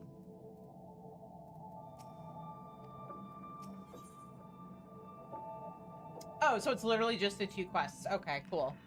Anog would like to continue what may be charitably themed or termed the discussion at hand. What were we talking about? Ah, yes. Why, I'm right. I agree that we still know too little about the machine and life forms and androids. But that's precisely why we need to seize this opportunity. If we claim the weaponry for ourselves, we'll know exactly what the enemy's capabilities are. Then, and only then, can we protect the village from comparable technology. Fine, I see your point. We'll be safer in the long run if we activate the weaponry sooner rather than later. Or everyone else will. I'll probably have dropped dead from trying to keep up with you. You say that, but you're far too stubborn to die. That's why I can always count on you. You too, most loyal and lethal assistant. Come along, we have a power source to find.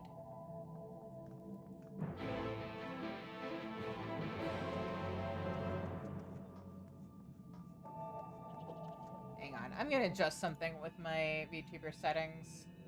Model settings. Whoop, that's not what I wanted to adjust.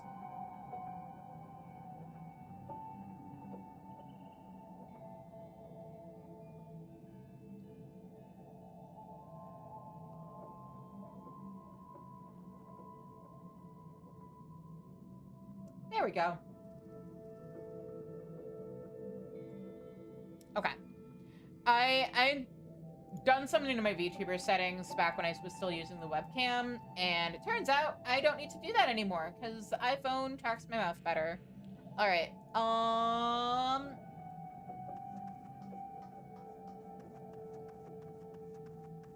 But I can frown and I can still make sad faces, which webcam was not sensitive enough to handle. Okay. But we're good now. Now, what the fuck are the twins dragging us off to do?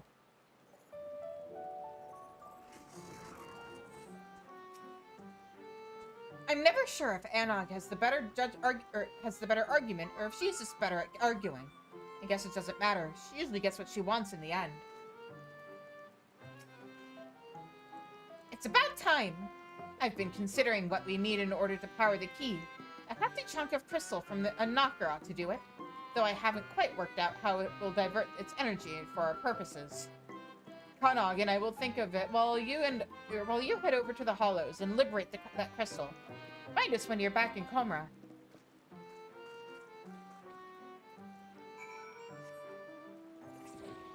Right.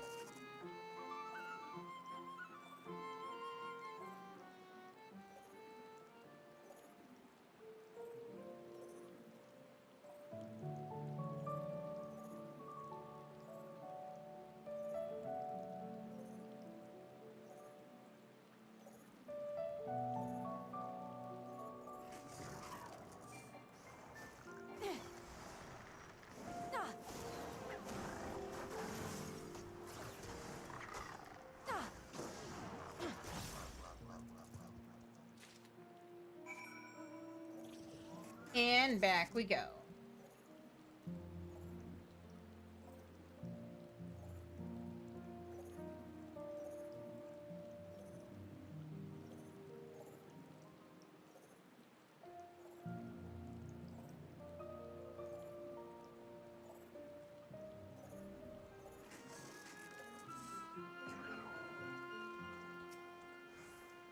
Another thing. Why does Anog's way always have to be so fun?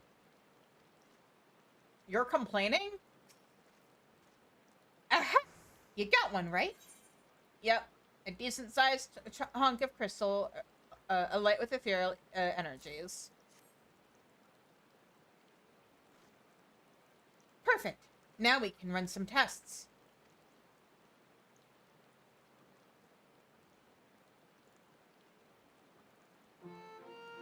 Yes, yes. It'll take a bit of experimentation to get the key powered up.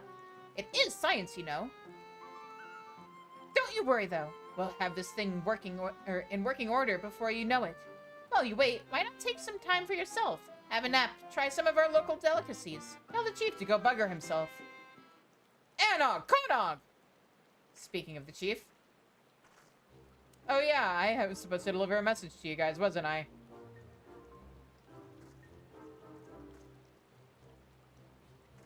Ah! And here's Shizune. I knew you had roped her into your schemes again. They're good schemes. And anyway, you're the one who keeps sending her to check on us. She's not wrong. I wouldn't have to if you'd do the work you were assigned. The carnival won't wait on your pet projects.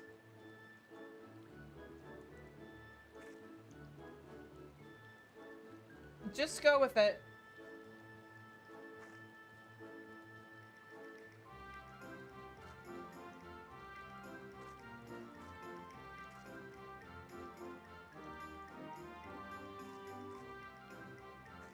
Fine, fine. Come on, Konog, let's get this over with. Jeez, what did I say to her? I couldn't think fast enough to come up with something to ad-lib with it. Frustrating as they are, you have to admire their enthusiasm for tinkering. If they can put even a tenth of that energy toward the carnival, we'll be ready in no time. I hope you'll be able to attend. We won't have seen the like before, I assure you. Not to mention that we're eager to show our appreciation for your helping us with those machines. And there's no better way to do that than with a dwarven toast to your health or two. Dozen. Right.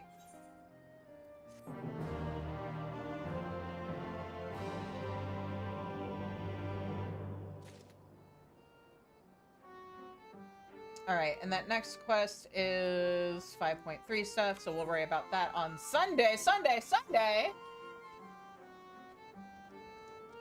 Oh, I guess they don't set up the carnival until... okay.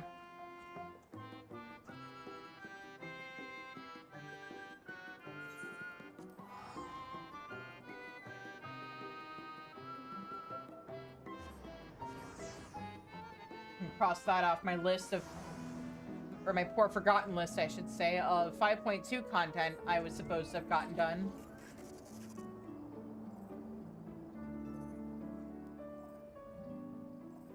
I'll probably do like 5.2 and 5.3 Ishgard restoration stuff on. Oh yeah, these guys are here now.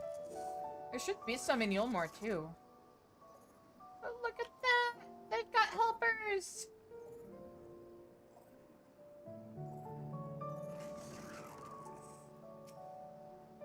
Oh, if it ain't the Warrior of Darkness herself. What brings you to these parts? Just a little swim. And now to see, eh? But of course we'd be happy to help. Just say the word and I'll ready a boat. Alright, let's go.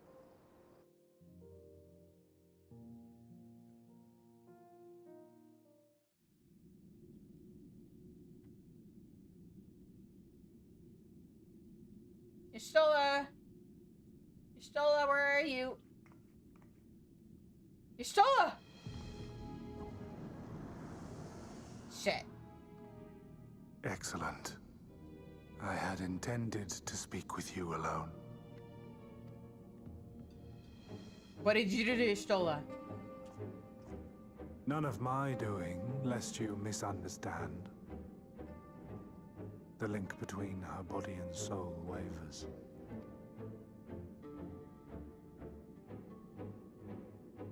I know not what you hoped to find here, but it will avail you naught to learn of our past.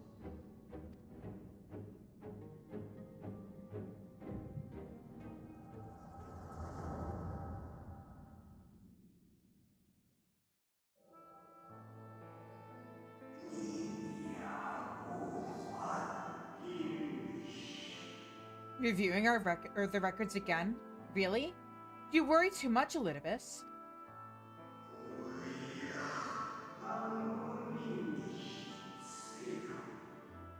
This dedication to your duty verges on obsession.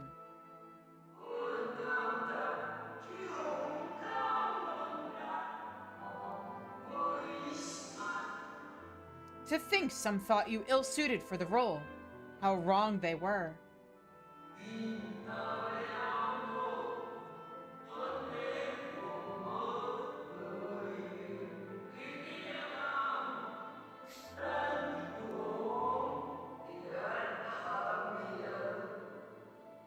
But come, turn your gaze outside the window, my friend. The rains have ceased, and we have been graced with another beautiful day. God damn it.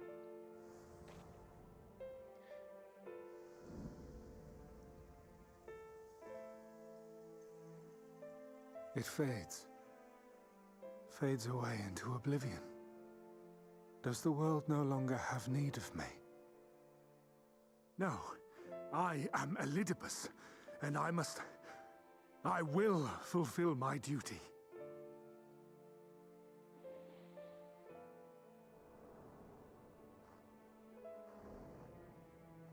Sundered though you may be, you fought for the world's salvation. For hope. Hope. Wonder if that was in a reflection of... It swells within me. Empowers me. Now I may carry out my mission. And yet... why do I yearn for this? Why do I struggle so?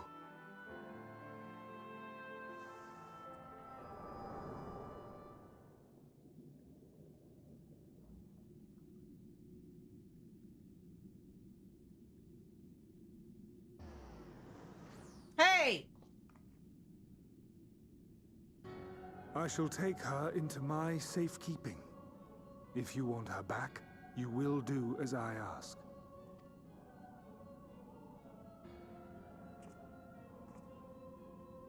Show me your strength.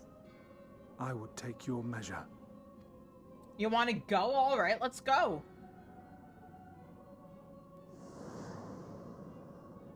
I have prepared a suitable arena.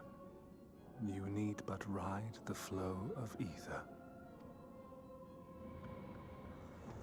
You know, you could just tell me to meet you in Amara, and I could teleport there.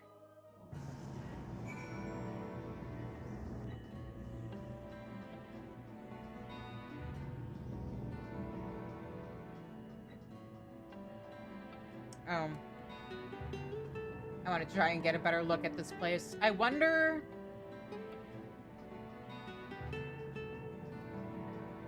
The ruins of this place have to exist on the source, too, and the other reflections. I wonder if there's stuff we could find there that we might be able to find here.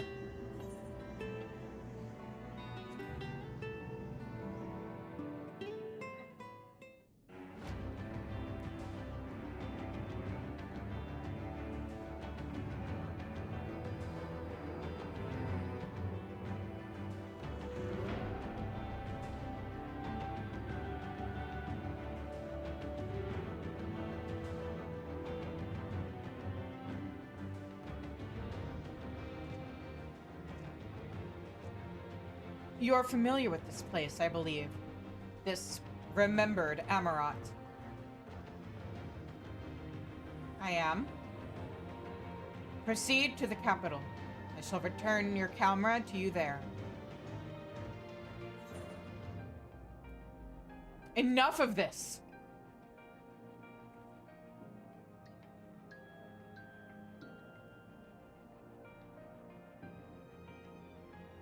You speak as if you were disappointed in me. Why? I am your enemy, and you mine. Our goals are in conflict, and we are fated to clash.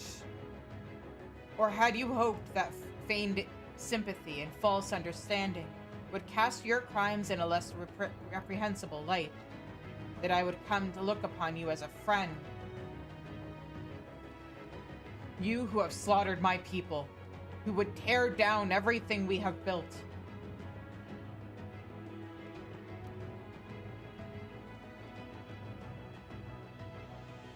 You do not deny it, then. Very well. Let us change the cast of this trial. You will know what you have stolen from us.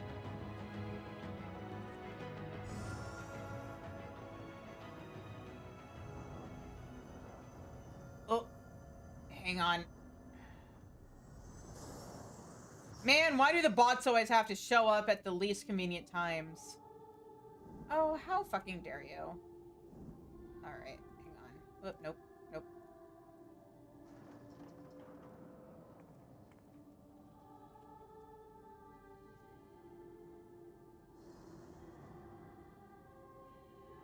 There we go. Thank you for the head pats. But do not imagine I crave remorse. Only justice.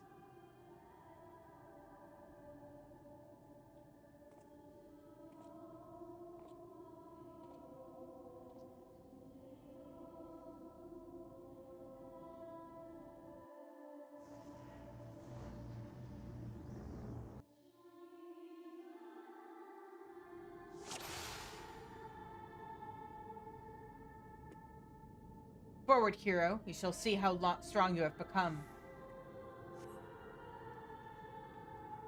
Okay, what happens if I just walk over here and get near them?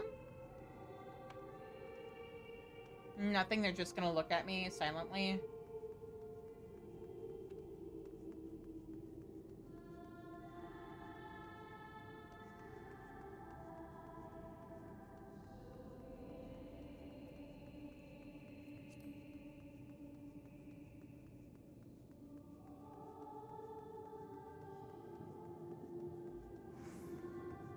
Let us begin.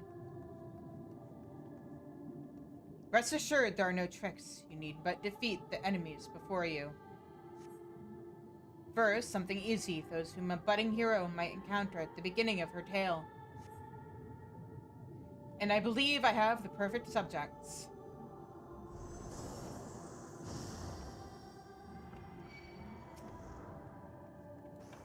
Let their appearance stay your hand. Beneath the facade, they are merely monsters. Or let not their appearance. Okay.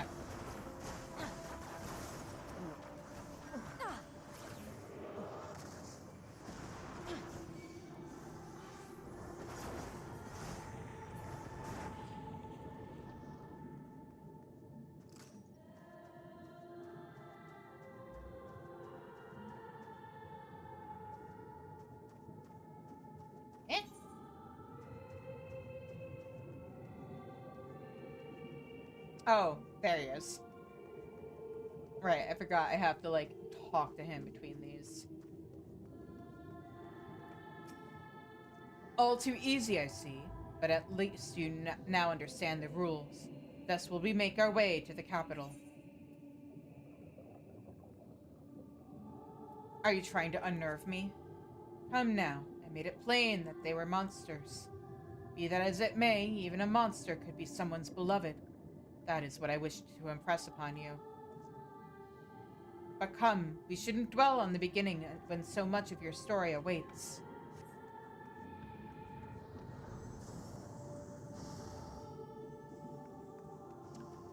Oh.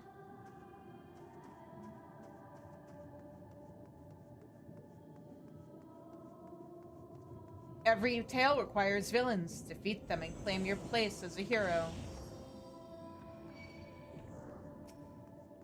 Oh, well, these guys I don't feel so bad about beating up.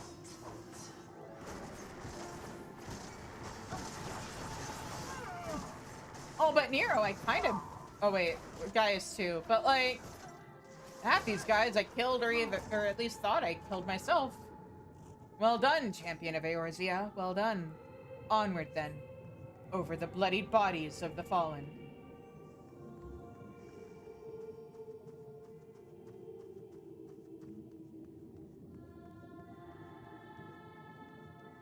You tasted many sweet triumphs, yes, but so did you taste bitter tragedy. Who could forget the Crystal Braves? That idealistic, pathetic dream born from a malformed creature. Faces you know and loathe all. Let your hatred burn and strike them down with all your might. Gladly!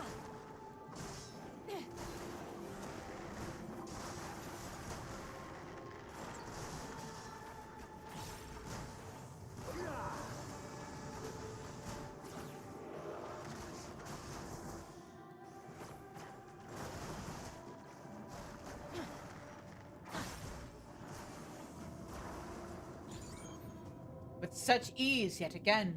You did always grow stronger with every battle.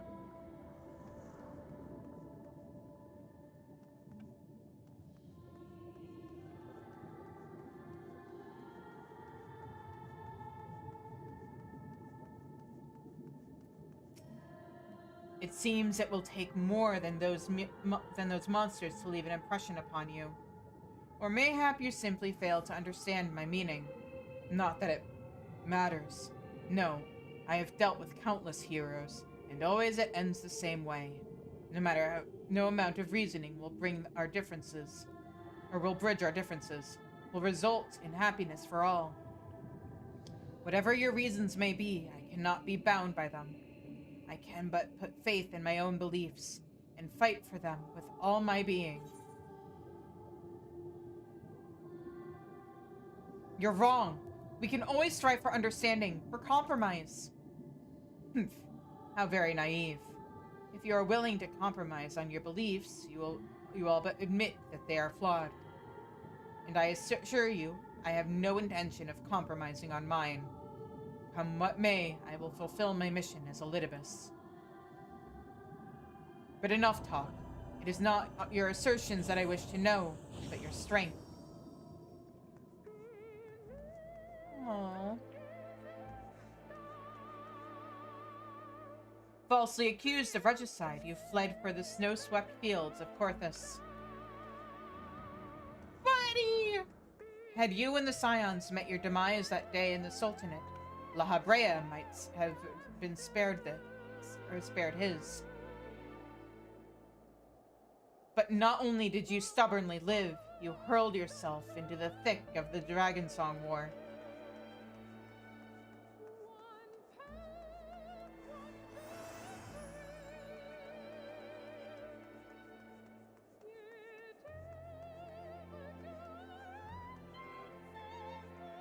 Swept along by the tide of events, you pursued and slew those who sought to stop the unending conflict, just as you were bid. Or was it a thirst for vengeance that drove you?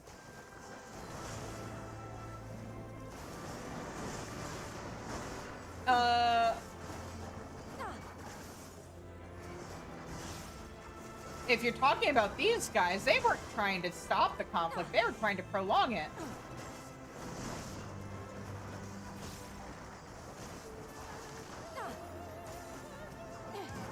Whoop, I did not look away in time. Impossible. Bye, Thornton. Again, I trust you are beginning to limber up. Do keep up the fine form.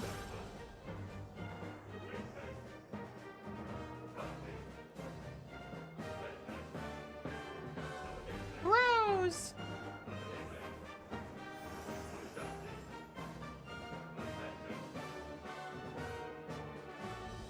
Around heroes, people are wont to flock.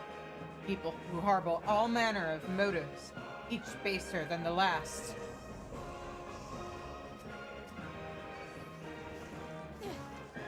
Come, let the curtains rise on the grand melee.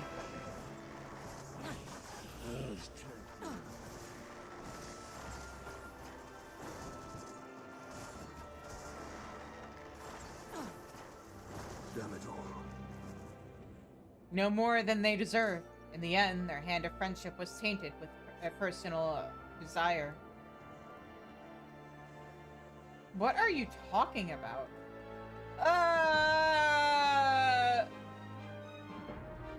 Isel, come back. We never saw a body. You can still be alive, right? No, wait, we saw her, like, shatter into ether, didn't we? Damn it.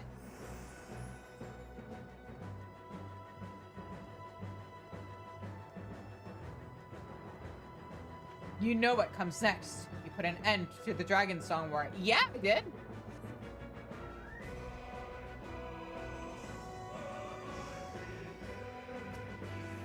And I saved my friend. Are you gonna try and make me feel bad for them? There is no saving your comrade this time. All you can do is cut off the serpent's head. Oh, this has actual mechanics to it. Okay, hang on.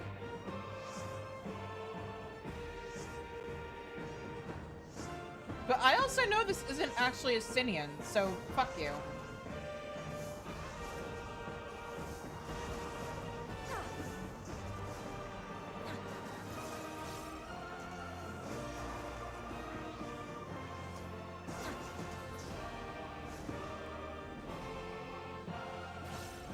And as simple as that, a 1,000-year war is brought to its conclusion. But every end marks a new beginning, and for heroes such as you, there is only ever conflict.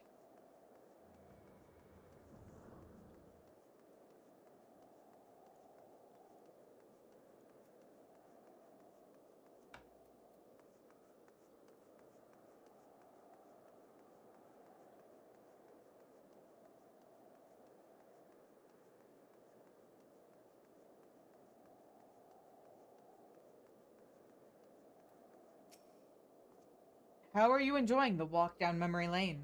I dare say there will have been a few individuals for whom you harbor deep feelings, whose passing caused you keenest grief. That is what our people are to us, an irreplaceable existence that can ill be lost. I will save them, for they are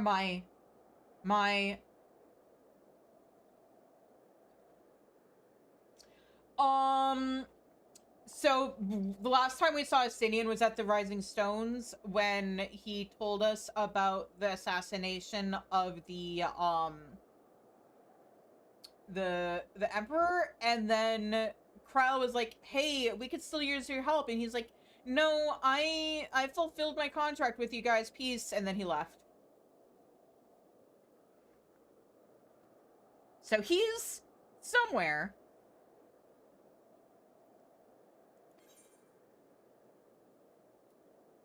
Wait for him to continue. Never mind. We are not here to talk. Let us return to the task at hand. Emperor Solus had kindled an insatiable flame. Garlemald was its name, and it raged across the land, consuming it all in its path. Following the trail of ash, you set forth to Alamigo and Doma into a storm of blood. Again you fought it, and again you grew stronger. So strong that we could no longer control you. Yours is an unnatural, beastly strength, and we shall lay it bare.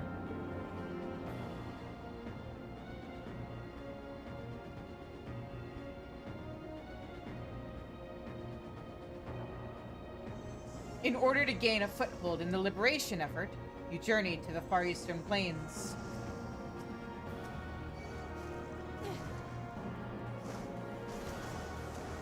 There, you encountered the land's greatest warriors and sought to win them over and to your cause. The sun cannot be It is not enough! The strong are drawn to the strong. Thus did you gather new allies to your banner. Look, it's my mole friends. Oh. Yet where ardent souls gather, so too do fires burn. In this way, did you consign those around you to the flames? Burn them all, hero. Reduce them to nothingness, like the ephemeral morning dew they are.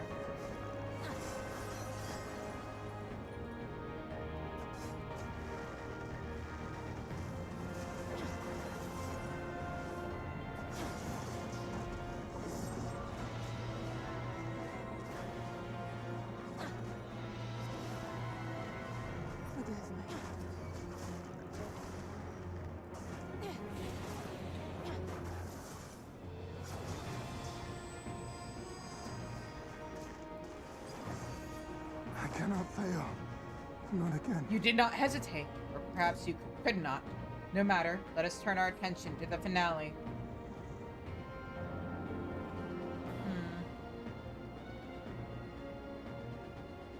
Here we shall have a test between fellow beasts.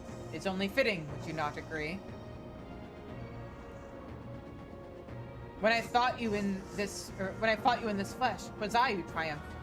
Will you turn the tables this time? Okay, no, that's not fair. We got interrupted. If it hadn't been for the Exarchs interfering, I totally would have won.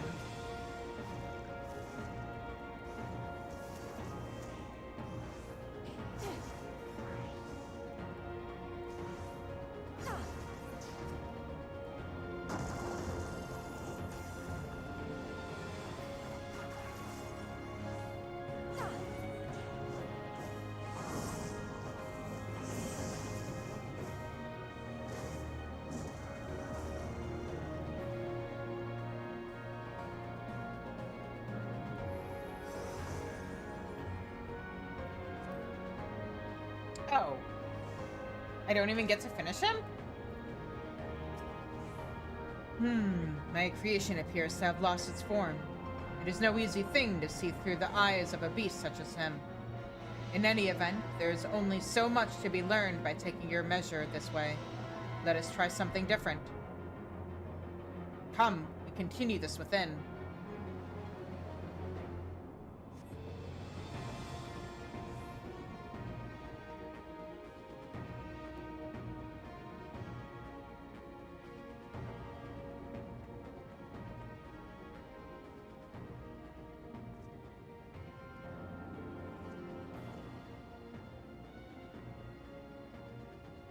An impressive show of strength.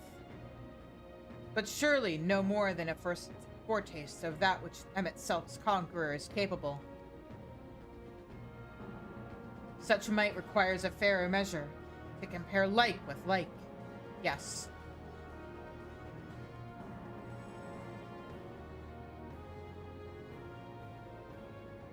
I shall have to test you myself.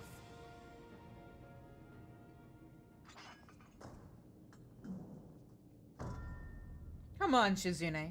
Show me what you can do.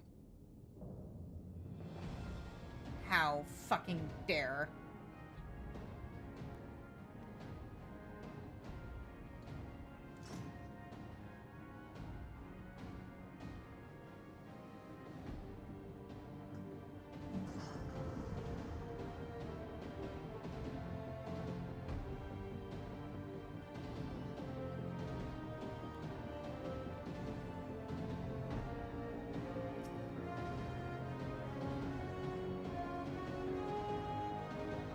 Alright, let's go. I may not be the real artwork, but you will do well not to underestimate me. All that made him the warrior he was, every battle waged, every blow swung, is part of my very being. So come, fight me like you mean to take my head.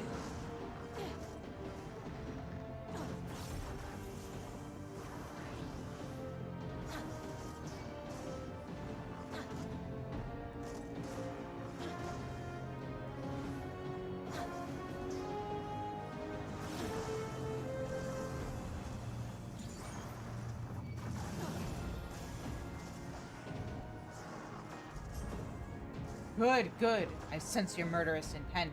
Yeah, you jacked my friend's body! Aye, you'd kill me given the chance. Mayhap you think to recover this body? If so, prove that it's of no use to me. Prove that I can't best you with it. Come at me with everything you've got.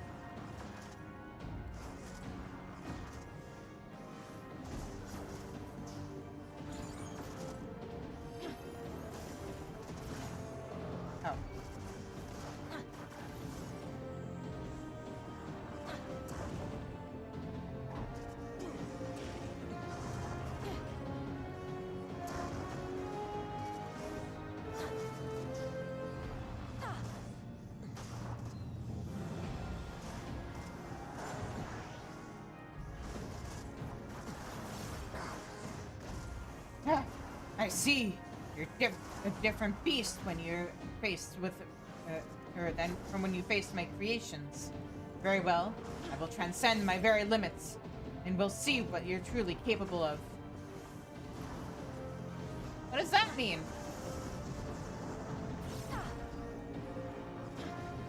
Hold nothing back, for neither will I.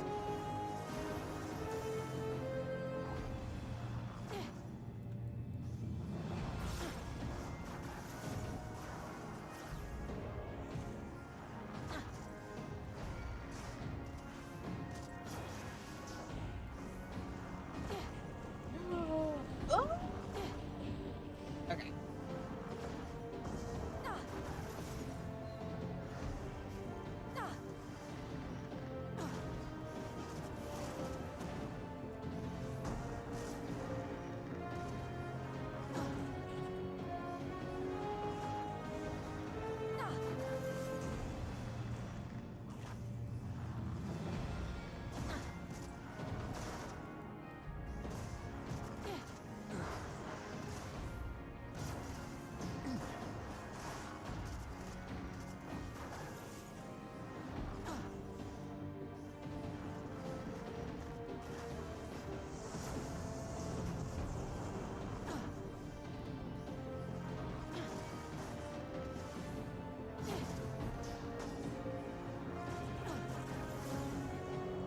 I have my answer.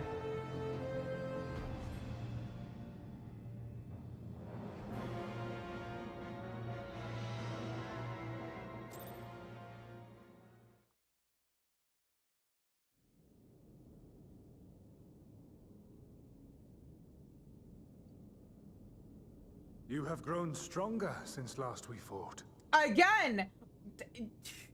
I probably would have beaten you. Could have had a chance at beating you if it hadn't been for, you know, the body jacking. Attempted body jacking. The result of your trials in the first, no doubt. And the result of a fair fight-ish. Have you finished? Yashola, you're awake. My apologies.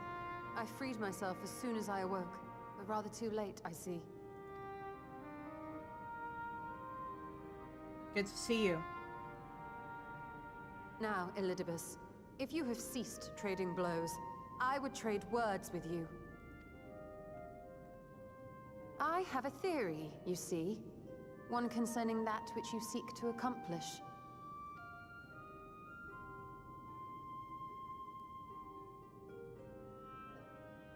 It stems from who, or rather what, you truly are. A primal. Huh? The ancients created Zodiac to deliver the star from destruction. If the magic that brought him forth is the precursor of what we know as summoning, then Zodiac would have been instilled with a presiding desire. I found it among the records at Anida, and it came as no surprise.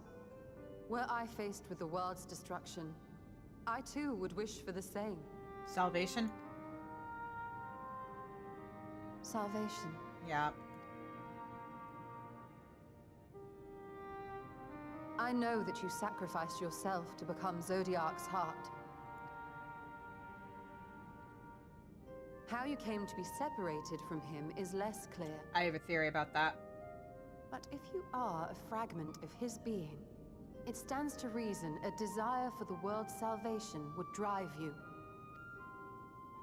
And thus did you seek to inspire the masses to rise up as warriors of light, going so far as to use Ardbert as a symbol of hope.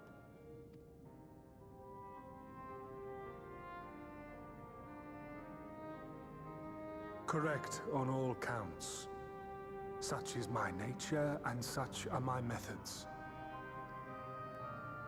I have aided heroes. I have made them. I have even become them. This served not only to strengthen me, but also to facilitate the work of my brothers, such as Emmet Selk, with his penchant for nation building. Then you will be all too familiar with the fickleness of mankind. We change, we forget, and what little we do remember becomes twisted and fragmented over time. For which reason, you deem us unfit to carry on your legacy. But are you, yourself, free of these foibles? As the last witness of the final days, do you remember everything that was lost? Or even the things you cared about? Get to the point. Of course none of them remember their faces. That's why the Ancients in Amarant look the way they do. They don't have faces. A primal is shaped by the hope that fuels it.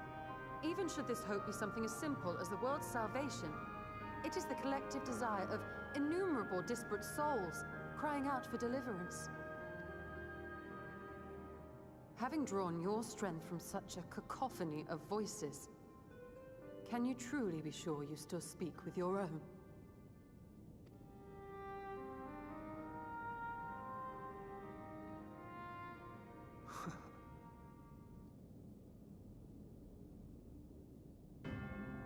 Your question is irrelevant. No matter how much I should change, no matter how much I should forget, I shall ever remember my duty. At times I stand with my brethren. At times I stand against them. All that I might steer mankind and the very star upon their true course. For Elidibus is my name and my mission, guiding my every deed.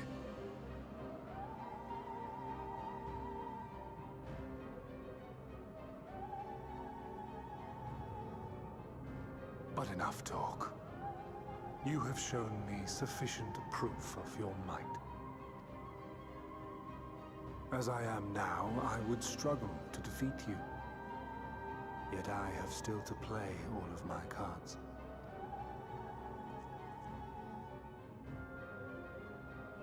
If I could offer you some semblance of sport, your lessers would pose no threat to me. Would you not agree, warrior of darkness?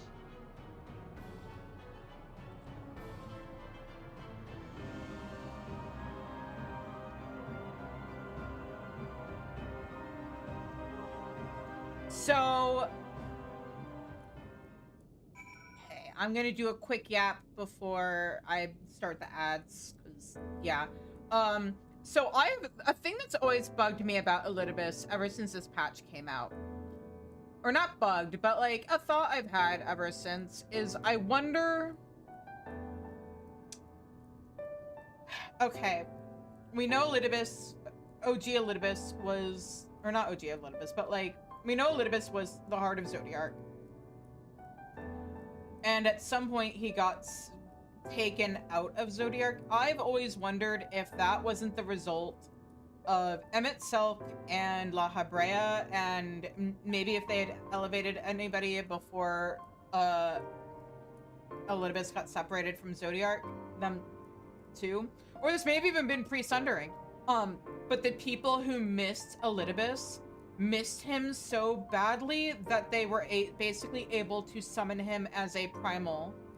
And therefore, part of why he is so single-minded and how driven he is because that is his like Ishtola said, like, that is his directive as a primal. And so because...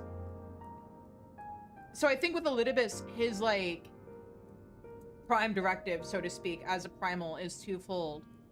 Because as the heart of Zodiark, yes, and, like, I think he still is kind of the heart of Zodiark, or at least, like, that's partially his nature, is, and, like, as that, yes, Zodiark got summoned with the wish for salvation. I think Elidibus got summoned with the wish of getting Elidibus back. And so because of that, that's why he defines himself so so strongly with the identity of being Elidibus and everything that comes with it. Anyway, that's my theory. I'm gonna play ads, and then we're gonna finish these last few quests. Because we are on Faded Memories. So yeah, we've got one quest after this one. But I don't want to keep postponing ads. I don't even know if I can keep postponing ads. So I'm gonna run ads. I'm gonna see if Cake is ready. And then we will finish this up.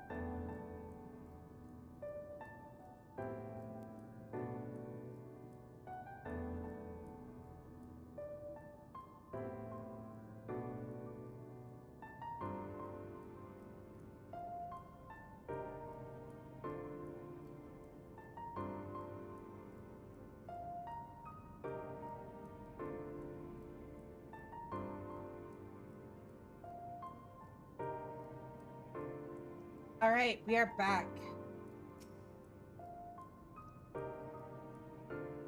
It has been an eventful morning, if indeed it is morning. I've no idea how long I was unconscious. It's like 3 p.m. Regardless, I'm gratified to see that my efforts at Anator have borne fruit. We have confirmed the nature of our foe and his plot.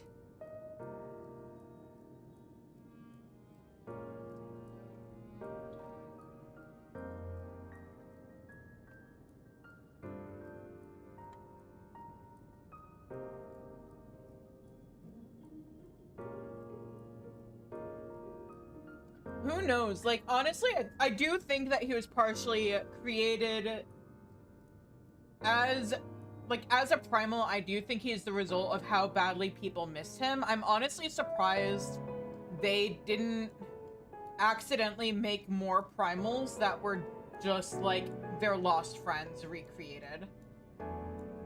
But since they acknowledged them as being dead, that may have affected it. Elidibus wasn't really dead, he was just part of Zodiark. So it may have been easier for them to try to bring him back, and he was so, like, as a member of the Convocation, there would have been so many people who wanted him back that they had an easier time with him versus, you know, everybody else who's inside of Zodiark.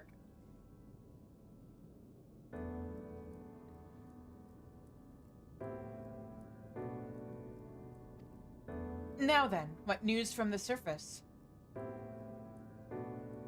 I'm also kind of curious to know what the deal was. Okay, because, like, we know Zodiark got split, and so presumably, post-Endwalker, there may still be pieces of him left.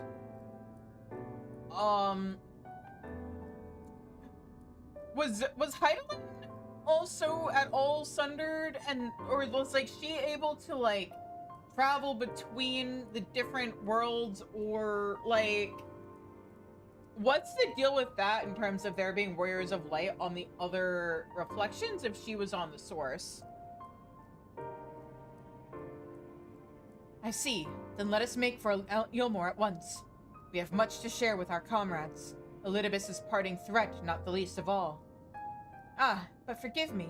It would seem my belongings did not accompany me here. I will need to retrieve them from Anador. With luck, the ethereal stream you traversed still lingers. It won't be long.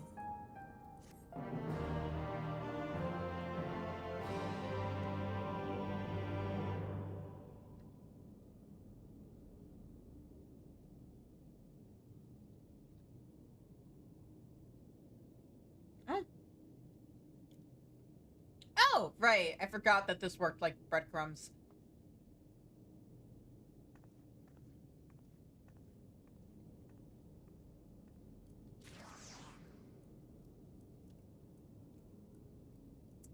There's also the fact that there are some members of the Convocation whose whereabouts we still don't know even post-Endwalker.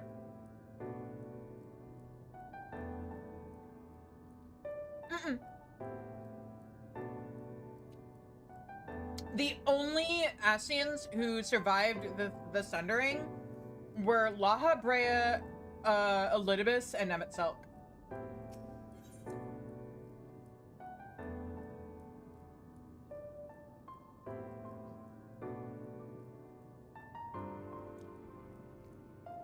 Etched in the stars.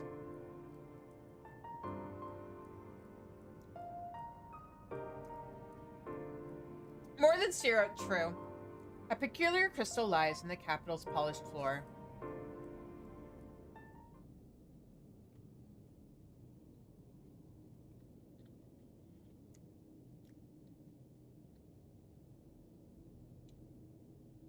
A peculiar crystal lies on the floor. Upon its surface, an array of stars or of lights twinkle like a tiny constellation of stars.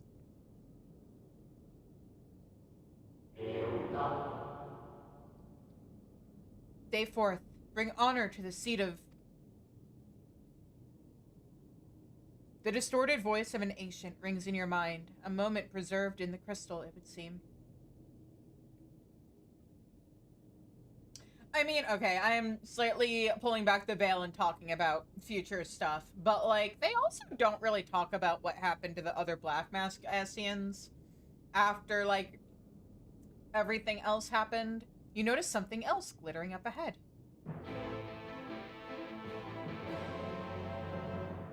Like, literally this patch is the last time we ever hear about them.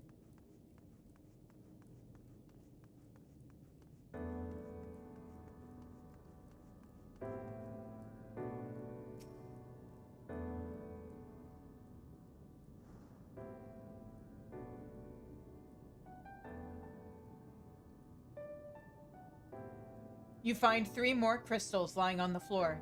Though they differ in color and decoration, each is identical in shape. You focus on the crystals and find that the words they hold ring clearer than before. Behold, my friends. Embraced by the earth and caressed by the wind, vibrant life flourishes. All is right in creation. There can be no greater joy than to use our wisdom for the good of our people. No greater pride. May all know happiness, now and forevermore.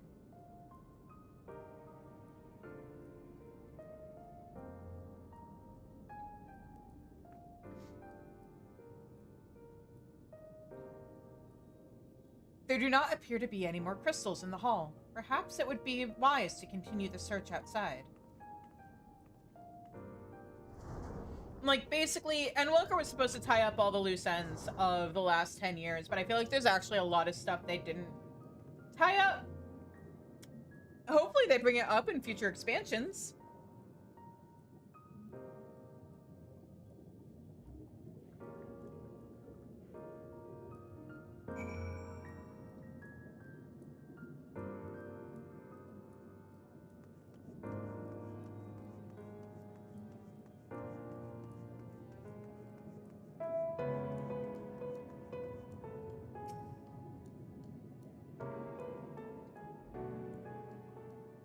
Oh, I wonder if that's... Your instincts serve you true, and you discover another 2 crystals. As you reach out with your consciousness, new voices begin to echo in your mind.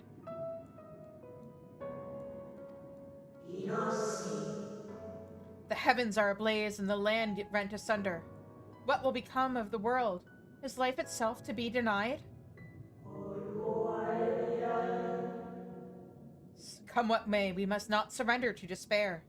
If we but hold fast to hope, we may yet find a path to salvation.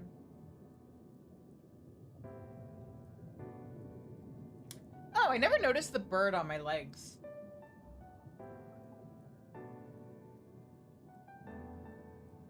The voices tell an incomplete tale. Might more remain to be found?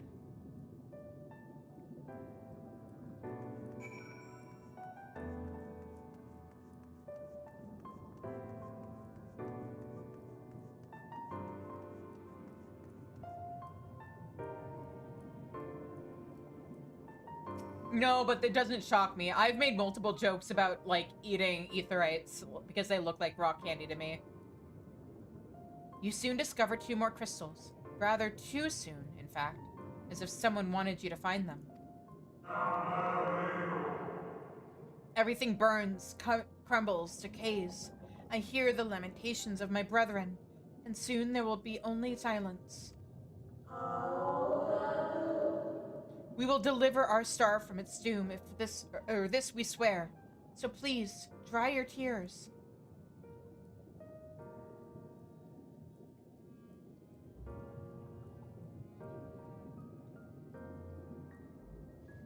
Whatever awaits at the end of your search, it is plain you have yet to find it. Is that animation by any chance by the same person who did the animation of Graha deep-throating the ice cream?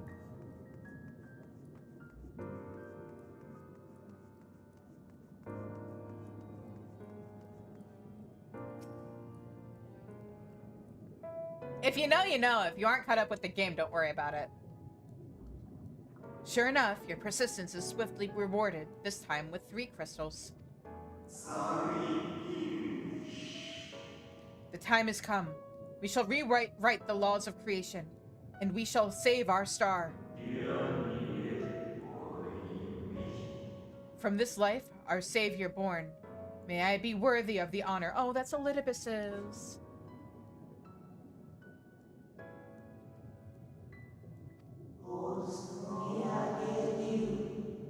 I feel my soul turning, slowly but irrevocably, and the power I wield begins to seem terrible.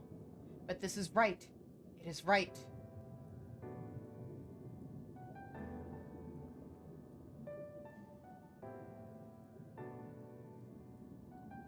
The tale the crystal weaves seems to near its end, but it isn't over yet.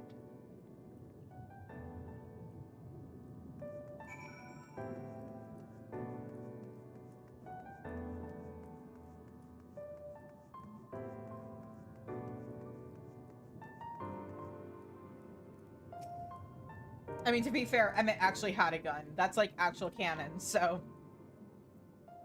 With almost melancholy inevitability, the 12th crystal soon reveals itself to your questing eye.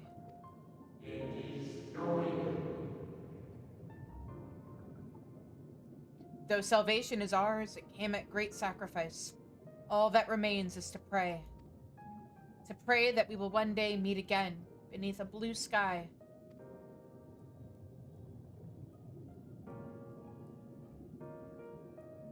Judging by its testimony, it would seem the voice was recorded in the wake of the final days. I'll look something up.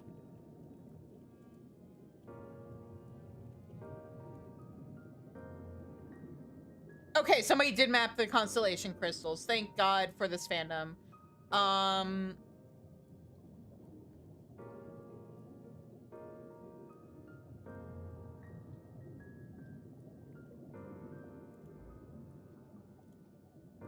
Okay, so day 4th, bring honor to the seat of blank.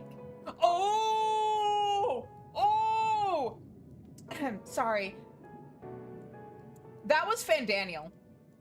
Ultima was behold my friends, embraced by the earth and caressed by the wind. Vibrant life flourishes. All is right in creation. Egeorm was, there can be no greater joy than to use our wisdom for the good of our people. No greater pride. Dalaphon is may all know happiness now and forevermore. Also, my theory about those two, that first pair of crystals. I have links blocked on Twitch just to, like, avoid getting bad bots in my channel, so even if Twitch was cool with it, only mods can post links in here. Lawgriff was, the heavens are ablaze and the land rent asunder, but will become of the world? Is life itself to be denied? And Metron is the one who said, come what may, we must not surrender to despair. If we hold fast to hope, we may yet find a path to salvation. Nabrialis, everything burns, crumbles, decays. I hear the lamentations of my brethren, and soon there will only be silence. Emeraloth, we will devour or deliver our star from its doom. This we swear, so please dry your tears. La Habrea, the time has come. We shall rewrite the laws of creation, and we shall save our star. Elidibus, from this life our savior is born. May I be worthy of the honor.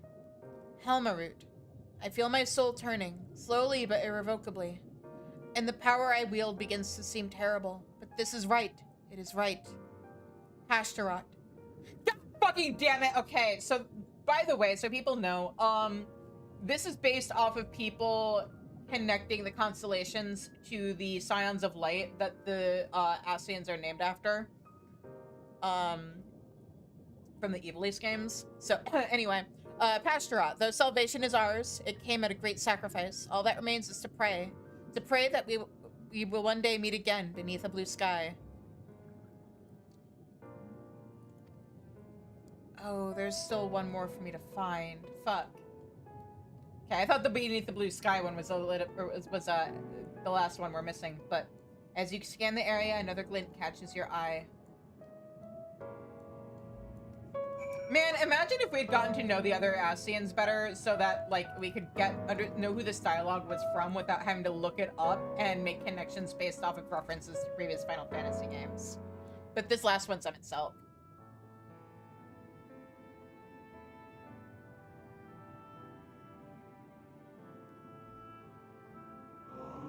Gone is the brilliant radiance of life, replaced by the sickly glow of malformed creatures. Is this to be how it ends? For we who loved the star with all our being? No, I will not suffer it to be so.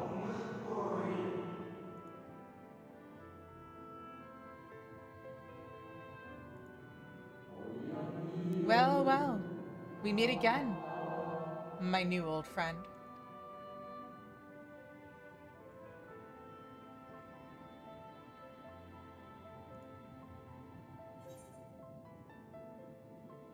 Hythlodaeus.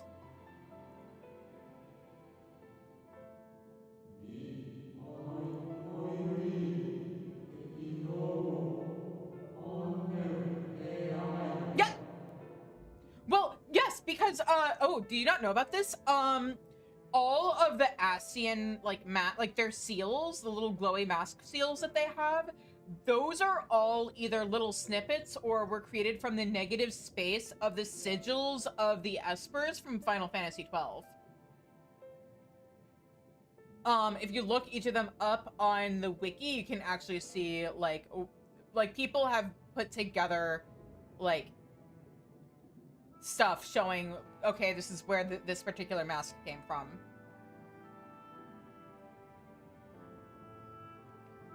How good of you to remember.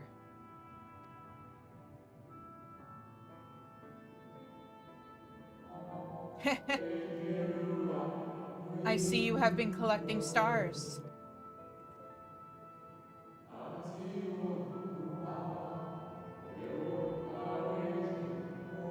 Oh, I see what you're saying. I speak of those crystals. They have constellations etched in them, or upon them, yes?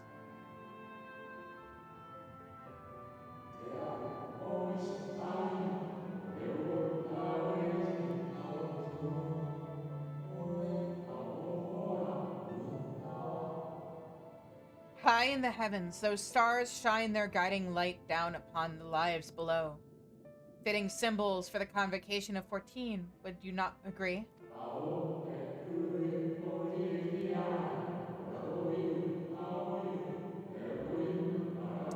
Oh. Right, and this was as remembered by the Unsundered. As you will have gathered, each crystal bears the account of the life of a member of the convocation, as remembered by the Unsundered. So does this mean that all these crystals were made by Emmett Selk, Elidibus, and La Habrea? I missed that part. I assumed that these were made by the people whose memories they belonged to. Oh man, this impacts a theory I had about without saying the name, the antagonist of Endwalker, like, yeah, like that just further confirms a theory of mine.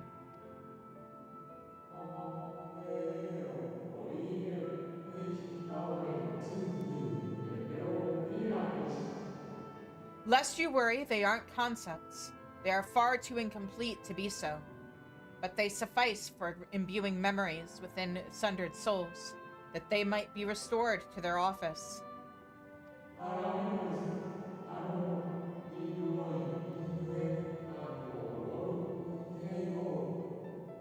Keep them. I am sure Emmett Selk wouldn't mind.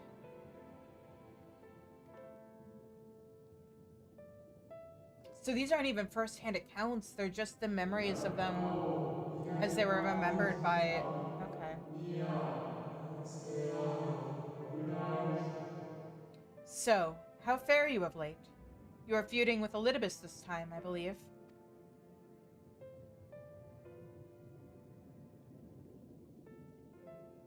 Do I have time to be talking to him right now?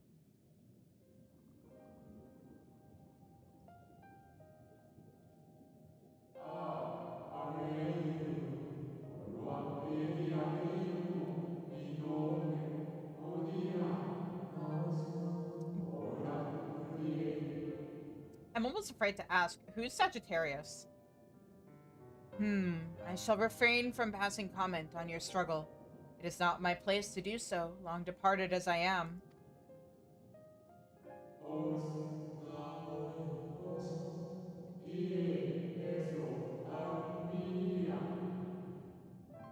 But if I may give voice to a personal desire, I would rather you lived.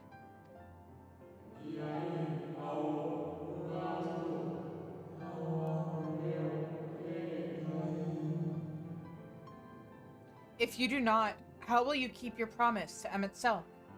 The promise to remember.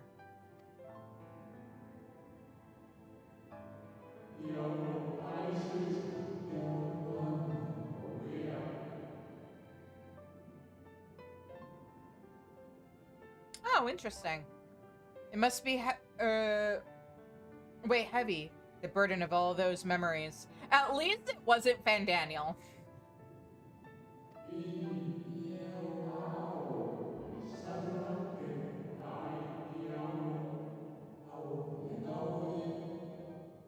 To one who has lived a life such as yours, I can well imagine how Elidibus's existence might seem hollow. How empty his single-minded pursuit of a half-forgotten cause must appear.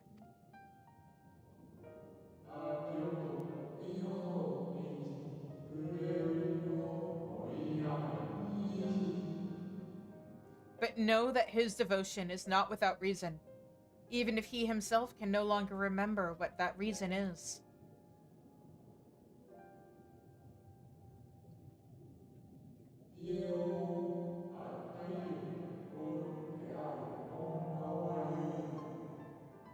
Well, that is enough talk about Elidibus. I would see if you can reunite the wayward stars.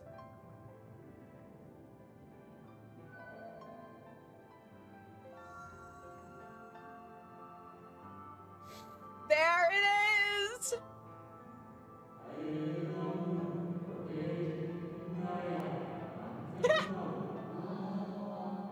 I mentioned before that there was a member of the Convocation who opposed Zodiark's summoning and defected, one whose office was left vacant.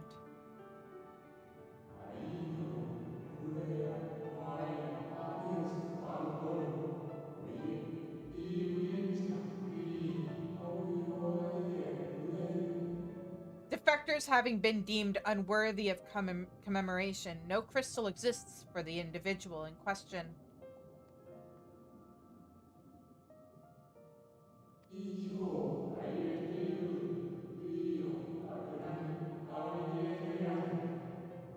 Or shouldn't exist, at any rate. And wouldn't, had a friend not created one in secret. God damn it, this is getting to me. Have I mentioned Azim's my favorite character in this entire game? A crystal bearing the forgotten name of her office, along with a magic of her own conceiving. A singular incantation embodying her spirit.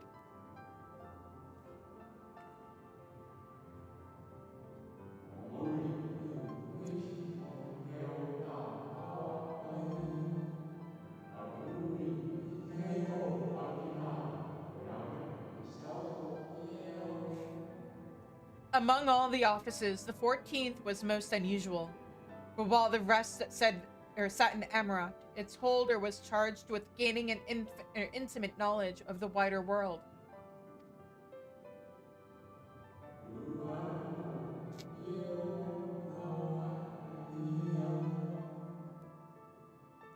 In the course of her duty, she traveled the length and breadth of every land and befriended countless folk.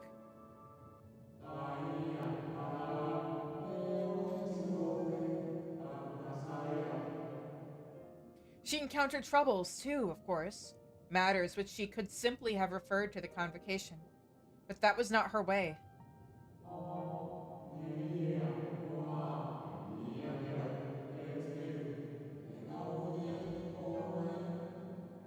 Nay, more often than not, she would call upon her comrades, and together resolve matters themselves.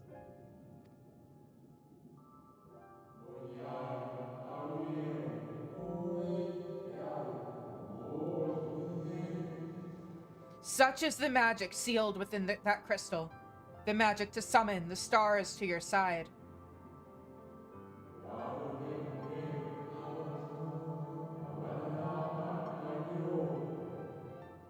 In time of greatest need, should you wish upon it with all your heart, it will surely answer your call.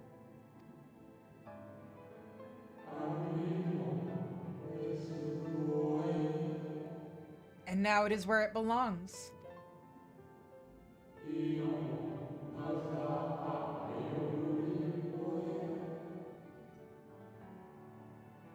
Oh, there is no need for thanks. But nor will I hear any complaints about it either.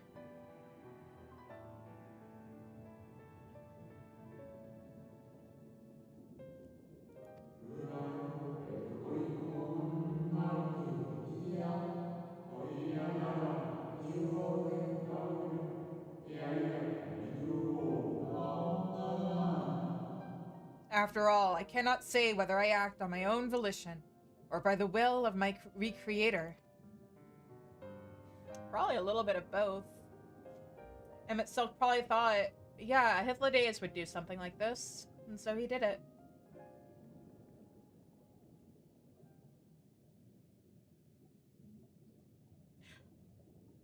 Also, I don't know if I was it's... wondering where you disappeared to. I don't know if it's necessarily that Hythlodaeus would call out anybody on their dramatic bullshit. Hythlodaeus, at least from like how the side stories make him sound, seems to have been a bit of an enabler.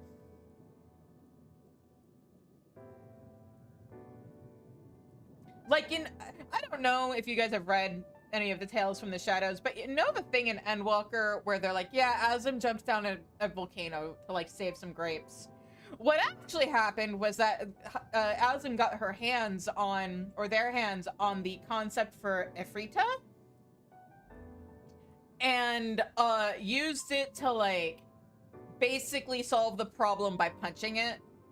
And Hythlodaeus is how they got that concept. They weren't supposed to have that.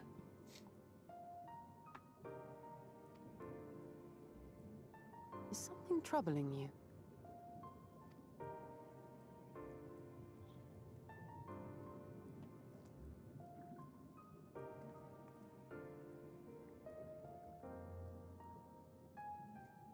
No? Very well. I have everything. Let's hurry back to the surface.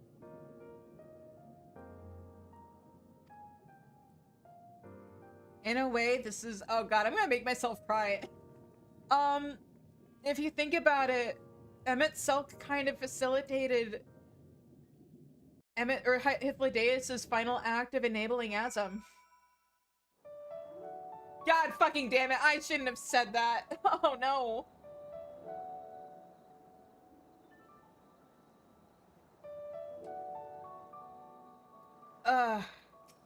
Alright, let's finish this quest. Fresh air at long last. I would celebrate my return to dry land with a pot of tea, had we the luxury of time. But we must be prepared for Elidibus. Given that what we now know, it is plain he will not be deterred from his course. Nor would I, were I him. Not if it meant forsaking everything I loved. That said, I have not forgotten how Emmett Selk sought to find common ground with us, for all our misgivings.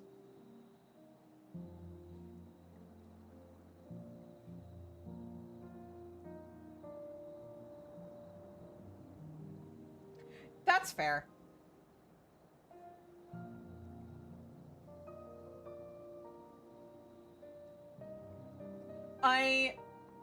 My thing is, I think, honestly, I've talked about this before, but, I think Emmett Selk's real motivation throughout all of Shadowbringers wasn't even trying to find common ground with us. I think it was trying to get, the Warrior of Light to remember.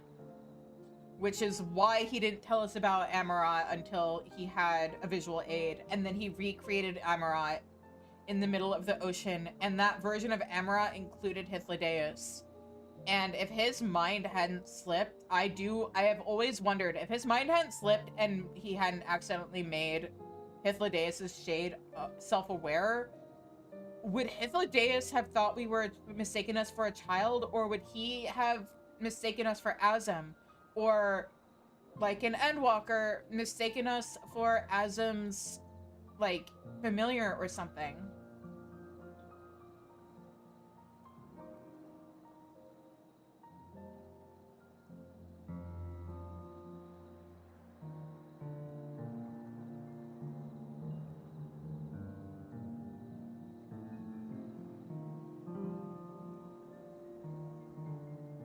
Ultimately, our differences were not to be bridged, of course, but one must always try. Emmett Selk understood this, and if his gesture resonated with you, perhaps you might consider reaching out to his brethren. Though it may all be for naught, you of all people know that there is no such thing as a foregone conclusion. Oh, right. No, I'm not doing the trial tonight. I don't hate myself. I'm not going until 1 a.m. again. We're gonna start, okay, we're officially exactly halfway through the patch. Because this quest is this next quest includes the dungeon. we're gonna start that quest with the beginning of tomorrow's stream. We're splitting 5.3 into, because when I've done patch quests lately, it has caused me to go until like 12:30, 1 o'clock at night, and I'm trying to be a little bit kinder to myself. So yeah, get your box of tissues so that it's prepared for tomorrow. Ha ha ha. Oh, that's a good point, Critter. But yeah, so tomorrow is going to be the rest of 5.3 MSQ. Get your tissues if you want to be involved with 3-person Heroes Gauntlet. That's when we'll be doing that. That one should be fine. We realized last week, we may not be able to do our normal thing with SOS because that might require tank LB3 and therefore might require 8 people. But we're gonna at least try once with 4 people for the funny. But we might need 8 people for that. So yeah, and Sunday we're doing the near raid. And then we should be done. Yeah, we're gonna do it for the Vine, but we probably will need all 8 people. It took 7 for us to beat Ruby Weapon. So Shadowbringers might actually be when they started making things a little bit more tricky.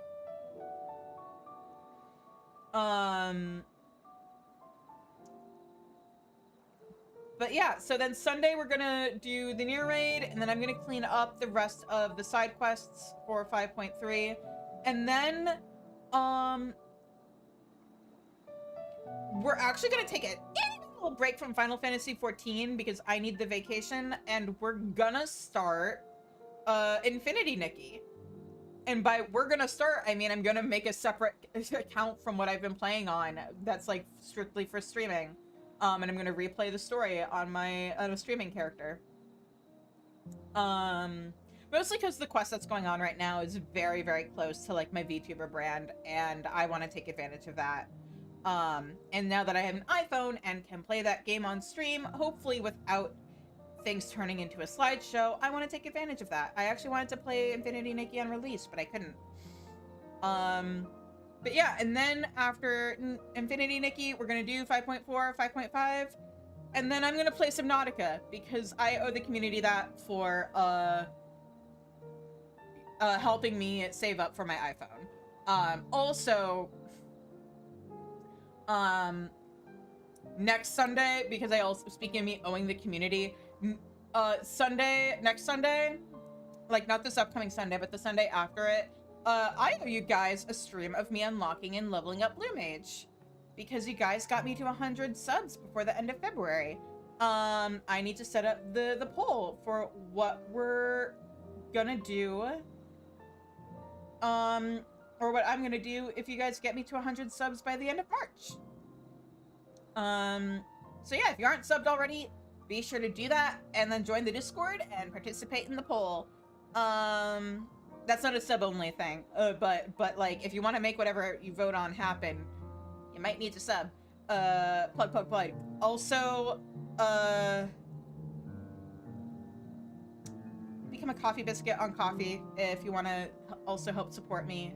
There's a story series about my VTuber. She's a magical girl. If you like Sailor Moon and Cardcaptor Sakura and Pretty Cure, I think you might like it. And that covers everything. Oh yeah. Also, Friday is Friday Night Writes. I am a writer. Friday is my writing stream. Bring your knitting, bring your homework, bring your writing, bring your art. There's a Pomodoro timer and lo-fi music. And it's a chill time. So yeah, in the meantime, if you haven't already, I'm purely... Shizune is a champion of hope who fights dream eaters who are consuming people's hopes and dreams and trying to like make them give up on their dreams. And she won't stand for that, and so she defeats them and fights them. There's no Madoka Magica nonsense in it. This is not... The way I'm playing with the genre is that my magical girl is a working adult. And by working adult, I mean wish fulfillment self-insert of me where she's like actually a successful author and stuff. But yeah, words. Oh my god. This is why I didn't want to go until 1 a.m. But yeah, be sure to follow me here on Twitch. Be sure to follow me or subscribe on YouTube. I'm working on something for the main YouTube channel. Also, I am working on something that I want to put on a side channel. If you're a subscriber, you can get a peek at what I'm working on in the snack bar, which is a sub-only channel. So yeah, follow on Twitch, subscribe on YouTube, subscribe on Twitch if you're able to. I super appreciate it. Follow me on Tumblr and Blue Sky. I'm ShB in both places. And yeah, let's find somebody to raid, unless you guys have a recommendation. Oh, there's a bunch of people. Okay, now who all is streaming Final Fantasy? Oh, hey. You know what? It's been a while since I've raided Shiso, so let's raid Shiso. Try to mix it up with who I raid.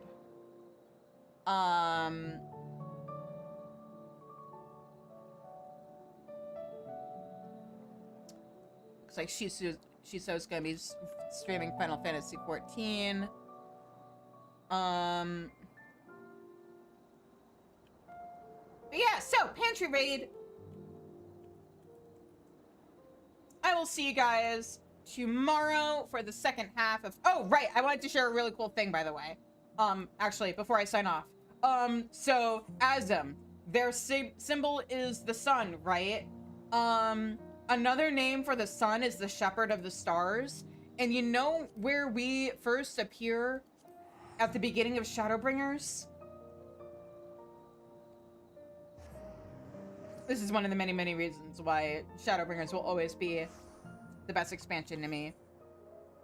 But, okay, this is the general area where we, zoned in when we first got pulled into Norvrant, right? What is the name of this area? It's the Forest of the Lost Shepherd. The fragmented reincarnation of Azam, the Shepherd of the Stars, ended up in the Forest of the Lost Shepherd. Okay, now that I've shared that cool thing, go say hi to Shiso for me, guys. You have a good night. Stay safe, stay healthy, take care, and good night. Bye-bye.